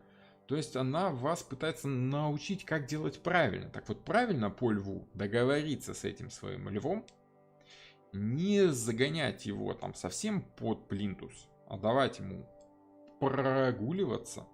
Ну, грубо говоря, если ваш кот жрет ваш фикус, нужно брать его на поводок, выводить на улицу, пусть он жрет эти фикусы на улице, раз уж ему так хочется. Но если вы будете бить своего кота, своего льва, да, и запрещать ему делать то, что ему хочется, жрать этот фикус, то, скорее всего, у вас будет хилый, чахлый зверь с недостатком витаминов. Придется вам по повозке делать какие-то искусственные действия, давать ему какие-то витамины искусственные, да? Понимаете? От того, что вот повозка это не то, что вы делаете, это то, что вам дано в наследство, это то, что сделал кто-то другой, да, это какой-то заменитель, так скажем. Луна это всегда такое чуть обманчивое чувство. Вот. Надеюсь, как-то внятно я пояснил. Переход в отшельники произойдет только если вы на этом сером волке, на этом льве поедете в нужную правильную сторону. Если вы его стреножите, и он у вас будет бегать по кругу, как в цирке, то за пределы этого круга вы так и не вырветесь, и так и будете бегать по этому кругу цирковому. Вот. Отшельник это следующий этап.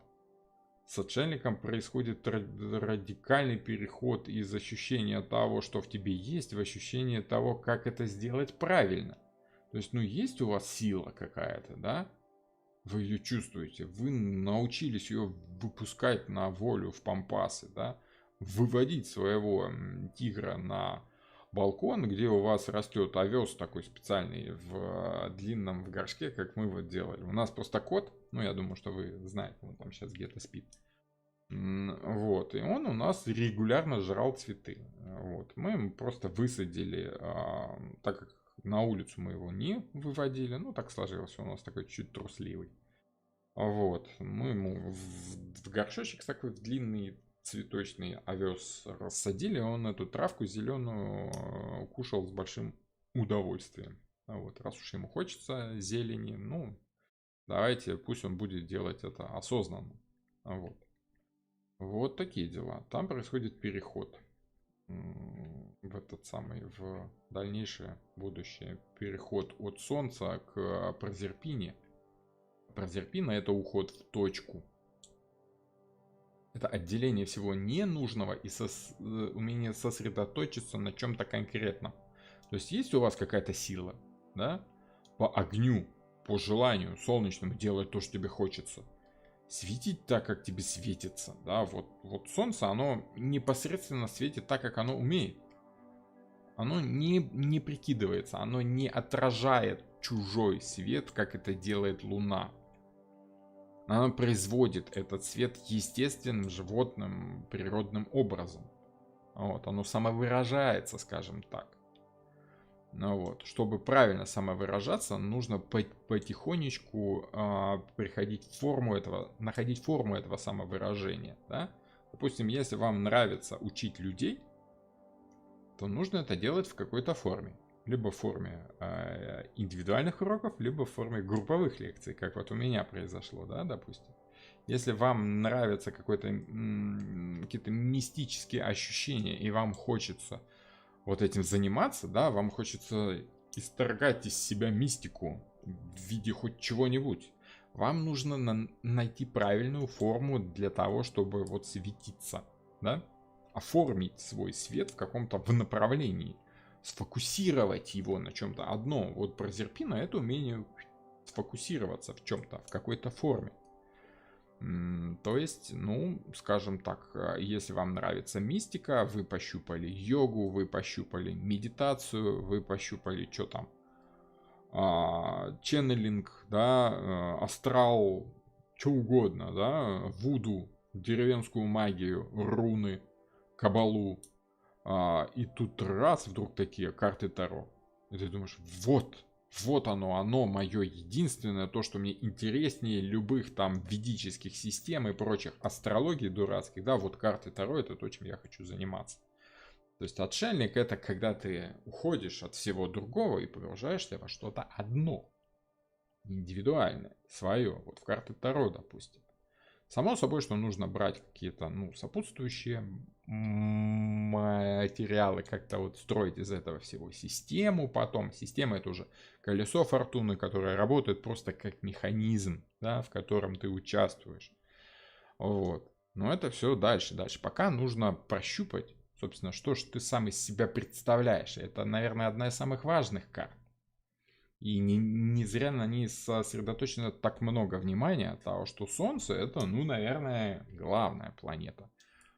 Да, ну то есть, если мы берем, конечно, европейскую систему зодиака, европейскую астрологию, да, вот, само собой, там остальные 7 планет тоже, как бы, да, важны, но это не ведическая астрология, это не Джиотиш. В Джиотиш очень важна Луна, лунный день, да, то есть это вот, собственно, колесница. Джиотиш, надо сказать, оно такое очень традиционное тема. Сейчас очень модная, но в основном почему-то на Востоке. На Западе тоже есть, конечно, приверженцы ведической системы астрологической, лунной, да. Но это все-таки скорее тема восточная такая. Поэтому на Западе больше любят выражение сознательное своих умений, своих качеств, умение самовыражаться, да, так, как тебе хочется, а не так, как хочется кому-то. Добрый вечер. Что означает аркан силы в перевернутом виде? Чуть-чуть пораньше, если, ну, во-первых, можно на предыдущую лекцию нащелкать, можно тут перемотать, если YouTube позволит перематывать. Я уж не помню, можно ли мои эти самые трансляции перематывать или нет. Не знаю. Можно, кстати, попробовать. Да? Нет, не буду. Вот. Так что... Что-то наделаю. Здравствуйте, можно вопрос. Смотря какой. Если теоретически, то вполне вероятно, что если это, опять же, по аркану силы, то на вопрос ответить смогу. Если у вас там какой-то личный вопрос, то консультации у меня обычно проводятся в WhatsApp, да. Вот, WhatsApp удобная штука, она есть почти у всех русскоязычных. Вот. Так что, если вам нужна консультация, пожалуйста, номер в описании к видео есть. GH работает только на Септенере, но не использует новые открытые планеты типа Урана, Нептуна, Плутона. Да. Вот о чем я и говорю, что GH очень такая лунная штука. Ну, во-первых, там Луна в приоритете, да, это раз. А во-вторых, да, очень традиционная, вот только 7 планет, Септенер. Вот, и вот всякие там новомодные эти планеты, которым там всего 100-200 лет, какие-то эти ваши Плутоны, Ураны, это все от лукавого, да? Ну, как кому нравится, да? Кому-то нравится традиционщина, кому-то нравится марсельское таро, Кому-то нравится Уэйд, кому-то нравится более модный сейчас, кстати, Кроули. Ну, Кролева он вообще, в принципе, модный, потому как там сама колода такая огненная очень, да? Вот, но тем не менее, как кому? Я не считаю, что Джиотиш это что-то не то, да, а вот западная астрология, это, да, это кошерно. Нет, каждому свое, еще раз, каждому свое. Что означает аркан сила в плане здоровья и сроки по времени? Значит, и то, вот заметьте, по поводу времени все спрашивают, что карта значит, как там сроки по времени. Как угодно. Вот дело в том, что люди время, каждый человек время ощущает по-разному. Это очень индивидуальное чувство, причем как бы в детстве, в юности оно одно, в зрелом возрасте другое, в старости оно третье, да? То есть, ну, реально, время на физическом уровне очень сложно ощутить. Его можно посмотреть как-то сознанием, головой на часах. Но вот прям прощупать у кого-то 5 минут это прям раз и все, а у кого-то это прям целая вечность. Да и у вас тоже, да? Полчаса с любимым человеком это ничто, да? А полчаса в пробке, это ну как, сколько можно, я тут сейчас умру, состарюсь, да? Вот. Так что время в картах Таро очень сложный вопрос, я его стараюсь не затрагивать, потому что все это, ну, лично у меня это на каком-то очень глубинном подсознательном уровне, я затрудняюсь даже сказать, как просматривать время-то с помощью карт Таро. Вот его как раз нужно чувствовать. Вот. А по поводу здоровья, ну тут все проще. Это единственная тема, которую я не затрагиваю вообще ни на своих лекциях, ни на своих консультациях, просто потому что ну, по двум причинам. Первая причина это то, что я как бы не очень в этом самом в медицине и не очень в физическом строении человека, да. То есть, ну, я там, конечно, знаю, там, где есть позвоночник, где желудок, прочее, прочее, но вот эти процессы у меня, ну, не вызывают интереса совсем.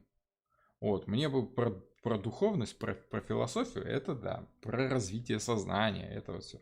А как там, что у него печенка болит, это как-то так грустно и скучно, что я-то и не рассматривал эти вопросы потом, как бы и не хотел, а потом уже и поздно было, да, ну, смысл. Вот, чтобы хорошо смотреть здоровье, нужно быть как минимум метиком, чтобы понимать, о чем тебе карты говорят, чтобы чувствовать. А вот, чувствовать ты можешь хорошо то, в чем ты разбираешься, что ты понимаешь. Вот. Поэтому как бы жизненный опыт, он, конечно, помогает здорово, но вот то, что касается физического здоровья, там вообще, в принципе, все строится на физическом здоровье, на физическом опыте, поэтому там тема очень сложная. Я ее просто не рассматриваю и все. Ну, вот, поэтому тут очень просто.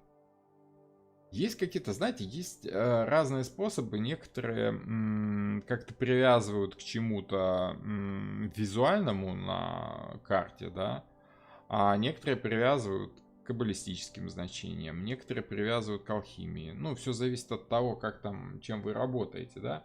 Кто-то привязывает к нумерологии. И, кстати, это хороший способ тоже время просчитывать, да. Я просто заранее смотрю месяца на 3, допустим. И я знаю, что вот на 3 месяца вперед у человека будет происходить то-то, то-то, то-то. Да? Вот. Но с помощью нумерологии в связке с картами Таро удобно смотреть время, да, если вы там выстроили себе систему. Вот. Поэтому это только через опыт. Система строится через опытное ощущение карт Таро. Сделайте 20, 30, 40, лучше 100 раскладов на тему времени, и вы будете чувствовать более или менее, как у вас соотносятся карты Таро с вашим ощущением времени. Но проблемка в том, что у вашего клиента ощущение времени может быть чуть-чуть другим, понимаете? И вы, если вы не очень чувствуете человека, не очень чувствуете его время, да, то можете ошибиться там. А порой месяц-два ошибиться, это весомо. Опять же, с астрологическими соответствиями можно как по здоровью, так и по времени привязывать какие-то значения. Вот, я просто этим не заморачивался. Но, в принципе-то, если вы хотите хорошо знать, хорошо чувствовать время, хорошо рассчитывать время, расчет это всегда штука сознательная, понимаете? А сознательная штука у нас ближе к астрологии, нежели к картам Таро. Карты Таро это такое уже скорее бессознательное, а вот астрология это сознательная работа с какими-то высшими законами. Поэтому время лучше рассчитывать у астролога, чем у таролога.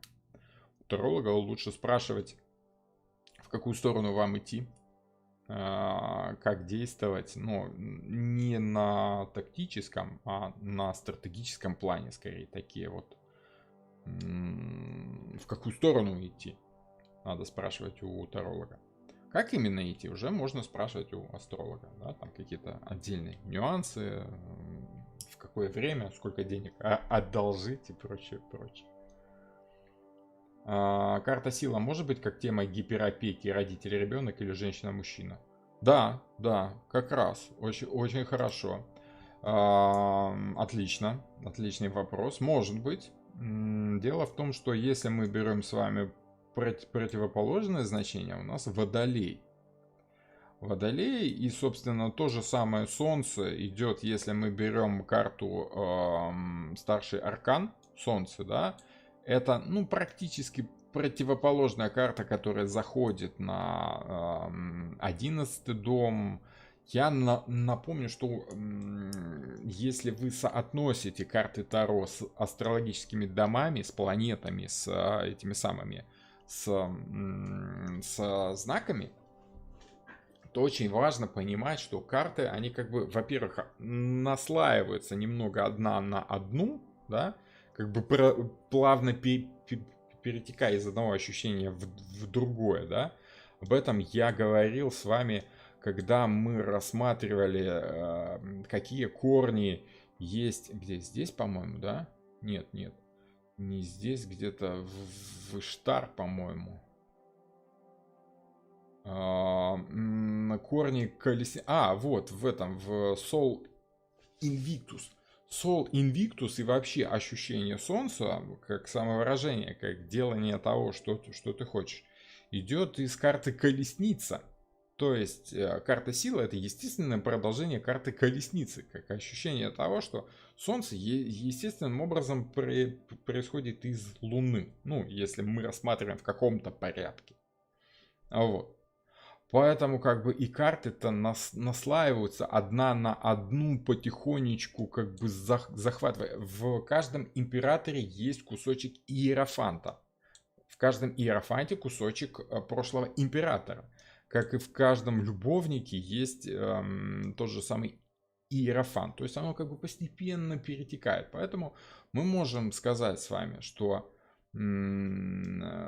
карта Солнца связана с картой Луны, и они лежат у нас примерно напротив этих двух карт, которые являются солнечной и лунной картой. Да?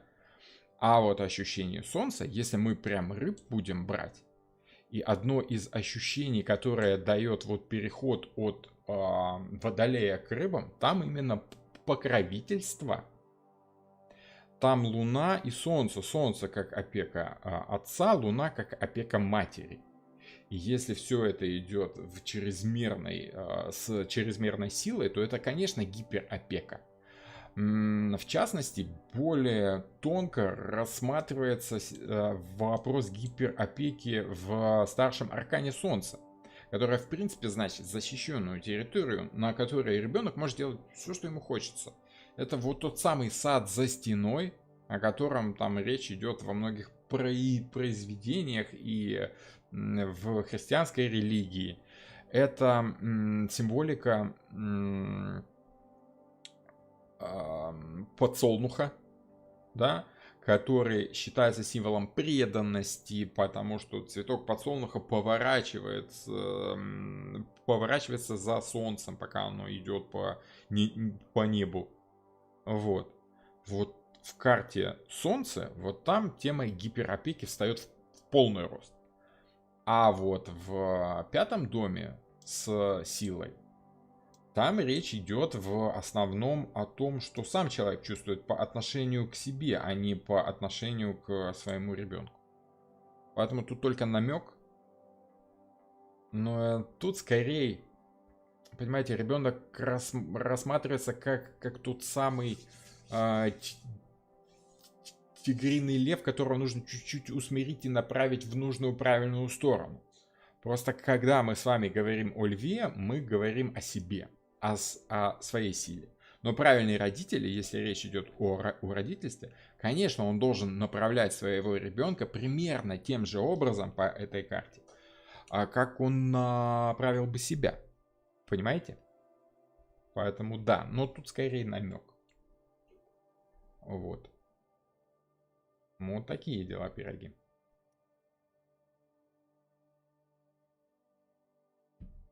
Так что как-то так. Хорошо, девушки и мужчины. Кстати, глянул я статистику. Если у вас есть какие-то вопросы, можете еще задать, но мы уже будем мало-помалу закругляться, потому как я чувствую, что даже мятный чай меня не очень спасает. Ну вот, горло так уже чуть-чуть начинает сдавать. Хотя вопросы как раз пошли интересные, в тему такие, прям вообще хорошо. Гиперопека, здорово. Это да, это то, что присутствует и в пятом, и в 11 доме, конечно. Вот. Я, кстати, вот по себе это очень хорошо чувствую, потому как я вот родился на стыке между 11 и 12 домом. И вот это прямо мне так очень... Я как такой, как водолейная рыба.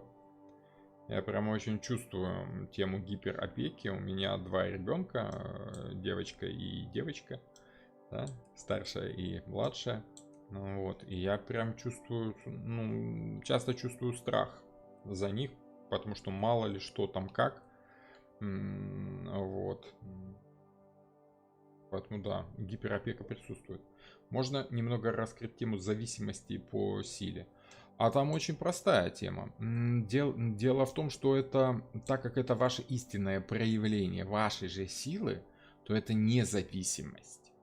Это как раз, ну как сказать, реальность, да, это когда вы понимаете, что не вы к чему-то привязаны, не вы, что это не ваша какая-то вредная привычка, к которой вы просто привыкли, а это и есть ваше естественное проявление, да, это просто потому, что вам по вашей же природе хочется делать то, что вы считаете, вот, допустим, своей зависимостью.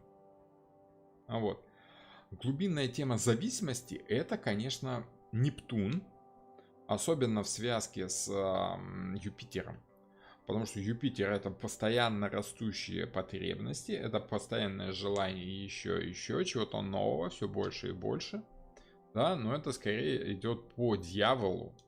Вот зависимость именно, она идет по дьяволу от того, что тут как раз идет связка Нептуна с Юпитером. В первую очередь это Юпитер, а во вторую уже Нептун, если мы берем 9 дом.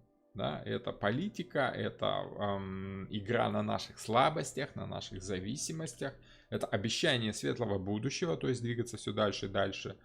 Вот, и обязательно игра на наших слабостях. Вот, есть какая-то тема, от которой мы уйти не можем, как бы нам не хотелось. На самом-то деле можем уйти, но не очень-то хочется. И спрыгнуть с трезубца Нептуна очень сложно. Потому что он предназначен именно для того, чтобы, ну, он зазубренный. Можно сказать, что трезубец Нептуна работает по такому же способу, по которому работает крючок этого, рыболовный крючок. Ну вот, понимаете? Проглотить его легко, а вот сорваться с него очень сложно.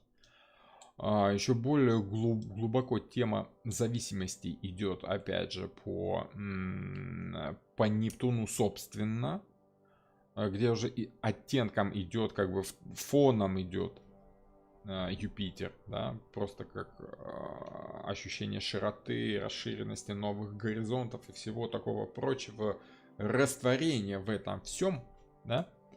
Вот, во всем этом глубинном, скажем так. Но рыбы — это естественное проявление своих потребностей, своих привязанностей, своих привычек.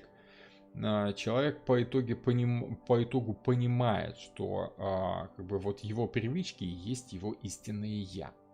То есть то, к чему он привык, если он все делал правильно, если он все делал искренне по силе, да, если он был честен. Да, что такое у нас сегодня? Это самое меня чуть барахлит программка. Если он все делал по силе, если он все делал правильно, выражал себя в своих привычках так, как ему хотелось, вот, то это правильная привычка. Это естественная его привычка, понимаете? Вот. Неотделимая его черта. Вы не можете оторвать себя от этого льва, потому что лев — это ваше природное. Вот. Понимаете? То есть, если по силе вы зависимы от бега, ну вот, есть такие люди, им нравится бегать, да? То это не потому, что они просто как-то вот начали бегать и как-то так втянулись, да, и подсели на бег и теперь спрыгнуть не могут.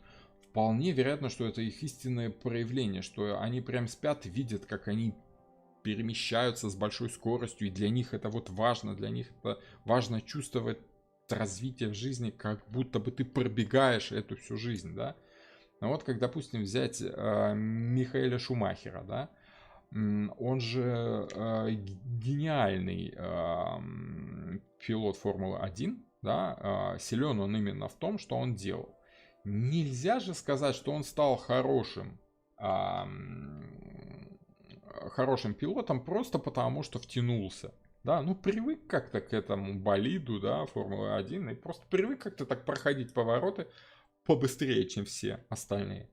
Скорее всего, все-таки он имеет в какой-то части своего характера, во-первых, желание быть первым, что для гонщика очень важно. Во-вторых, желание и умение управлять чем-то, в частности, болидом Формула-1, да? Вот. И в-третьих, умением, ну как желанием быть первым и знаменитым еще. Солнце у нас это и пятый дом, это показательное выступление. Если бы он хотел быть, если бы ему просто нравилась скорость, он бы ездил там сам себе по каким-нибудь загородным дорогам. Но ему нравилось, судя по всему, находиться в центре внимания, хотя он жив же еще вроде, да? Жив, по-моему. Вот, нравится быть в центре внимания, поэтому вот как бы так. Поэтому нельзя сказать, что Михаэль Шумахер это итог каких-то, результат неких привычных действий. Да, какой-то привычки, с которой он очень хотел слезть, как с вредным. Нет, это его естественное самовыражение. Вот. В виде, в форме пилота Формулы-1. Гениального пилота. Можно художественный образ силы? А на прошлой лекции у нас было с вами, но я могу так пару слов напомнить. Художественный образ, пожалуйста. Геракл и Лев, да, Серый Волк, тот же самый. Вот вам, пожалуйста, мифы. Если художественные, ну, я люблю очень рассматривать современные такие визуальные новеллы, да, то есть, в частности, по комиксам. Я, честно говоря, я не любитель комиксов. Но фильмы по комиксам я очень люблю, потому как они очень наглядные. Они прям, вот там все эти символы, они такие прям живые, как, ну, ну, очень, очень простые, очень визуально понятные. Вот, особенно есть такой фильм, называется «Фантастическая четверка». Там прям выражение 4 стихий алхимических в виде 4 этих супергероев. Да, там огонь, вода, земля и воздух, все там по-разному. Там был такой человек-камень, да, он превращался просто в каменного человека. Человек там, который там огнем как-то плевал, в общем, что-то еще такое. Ну вот. Сила это, конечно, вот этот товарищ, который, ну, во-первых, сила, которую нужно постоянно контролировать, это Халк. Естественным путем, да. Опять же, если берем художественный образ, аббатство Даунтон, да, опять же, вот там самый там старший лорд, он такой чистый лев, да, то есть он осознает свою силу, осознает свое влияние на семью, осознает влияние социума, но это уже скорее водолейная тема. На себя, обязанности свои, опять же, эта тема водолейная.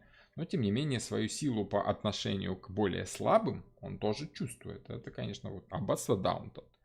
Отличный образ вот железного человека, который не скрывается, как там Супермен за образом журналиста, либо Бэтмен, да, там за маской. Он прям всем говорит, вот он, я красавец, я сам это все создал, я создал этого железного человека, я гений, я молодец, я такой вот тигриный лев. Вот, он рычит так, что его все слышат. Вот он такой чуть пафосный, такой, ага, но тем не менее, это вот чистый лев. Прям львиний не бывает. Если берем такие еще, допустим, детские фильмы, помните, такой был, ну вот мне очень нравился в детстве фильм Neverending Story. Это бесконечная история. То ли немецкий, то ли чешский фильм, не помню, по-моему, немецкий. Вот, кстати, там главного героя звали Майтрея, да, как это одно из имен Будды, да, на секундочку. И вот этот мальчик, он летал на таком, если вы помните, на таком белом драконе в виде собаки, такая летающая длинная белая собака с ушами, с языком таким, ну это 80-е годы, фильм такой, ну, детский, но он очень классный, очень такой сказочный, очень мистический, вот там много интересных образов, и вот этот вот собака, летающий дракон, на котором вот этот мальчик-герой летал, да, вот, опять же, конь, который был вот у этого мальчика тоже, да, но конь погиб, вот, потому как от колесницы человек все-таки переходит к силе, к этому льву, да, но он вынужден вылезти из этой колесницы и ехать потом на этом сером волке, либо на этом белом драконе, либо ехать, ну, либо идти рядом с этим своим львом. Вот вам художественный образ этой силы. Мальчик, который летит на этом драконе, этот дракон его, причем летит по стране фантазии, да, то есть, ну, очень советую всем фильм, вот этот вот «Бесконечная история». В конце концов, это просто красиво. Если вы в детстве его смотрели, очень советую пересмотреть с новых позиций, поискать там высокую философию, которая там, конечно же, присутствует, там есть сфинксы, которых нужно пройти, вот. Очень круто, очень-очень здорово, очень классный фильм. Я вот буквально сегодня про него вспомнил в связи с этим драконом. Вот он, пожалуйста, художественный образ силы. То, что делает нас сильнее, это и есть наша сила.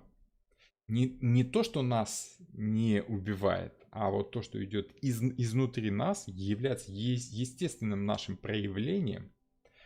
Вот, допустим, то, как вы в душе поете, вот, это вот тот самый лев, да, если вы при всем этом выходите еще и на сцену и поете на сцене, вот тут вы своего льва прям выпускаете на волю. Такие дела, пироги. Хорошо, добренько. 2 часа прошло, надо заканчивать. Рад был всех очень видеть. Во вторник у нас следующая лекция уже по отшельнику, по Гэндальфу, опять забыл, как там его зовут, в бочке товарищ живет, про Диогена, да? И почему вот этот старик, почему это дева? Почему это Прозерпина? Причем тут вообще? И причем тут Крот и Дюймовочка? Об этом тоже поговорим. Так вот, я вас чуть заинтриговал, но это все будет во вторник у нас будет старший аркан Отшельник, мифология, символические образы и вот всякое такое. Благодарю сердечно, как всегда интересно, 2 часа, как 2 минуты. Рад, что вам нравится, рад, что кому-то это нужно. Что у нас там по... Ну, 37 человек. Неплохо, неплохо. Хорошо, рад, что это надо кому-то, рад, что людям нравится. Жду вас во вторник.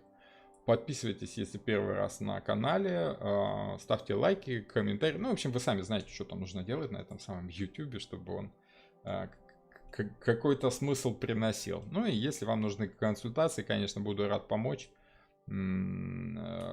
Контакт есть в описании к видео, там и ВКонтакте, и Facebook, и Instagram, и что-то там еще есть, в общем. Везде, где надо, везде пишите. Все. Всем привет, счастливо, до новых волнующих встреч.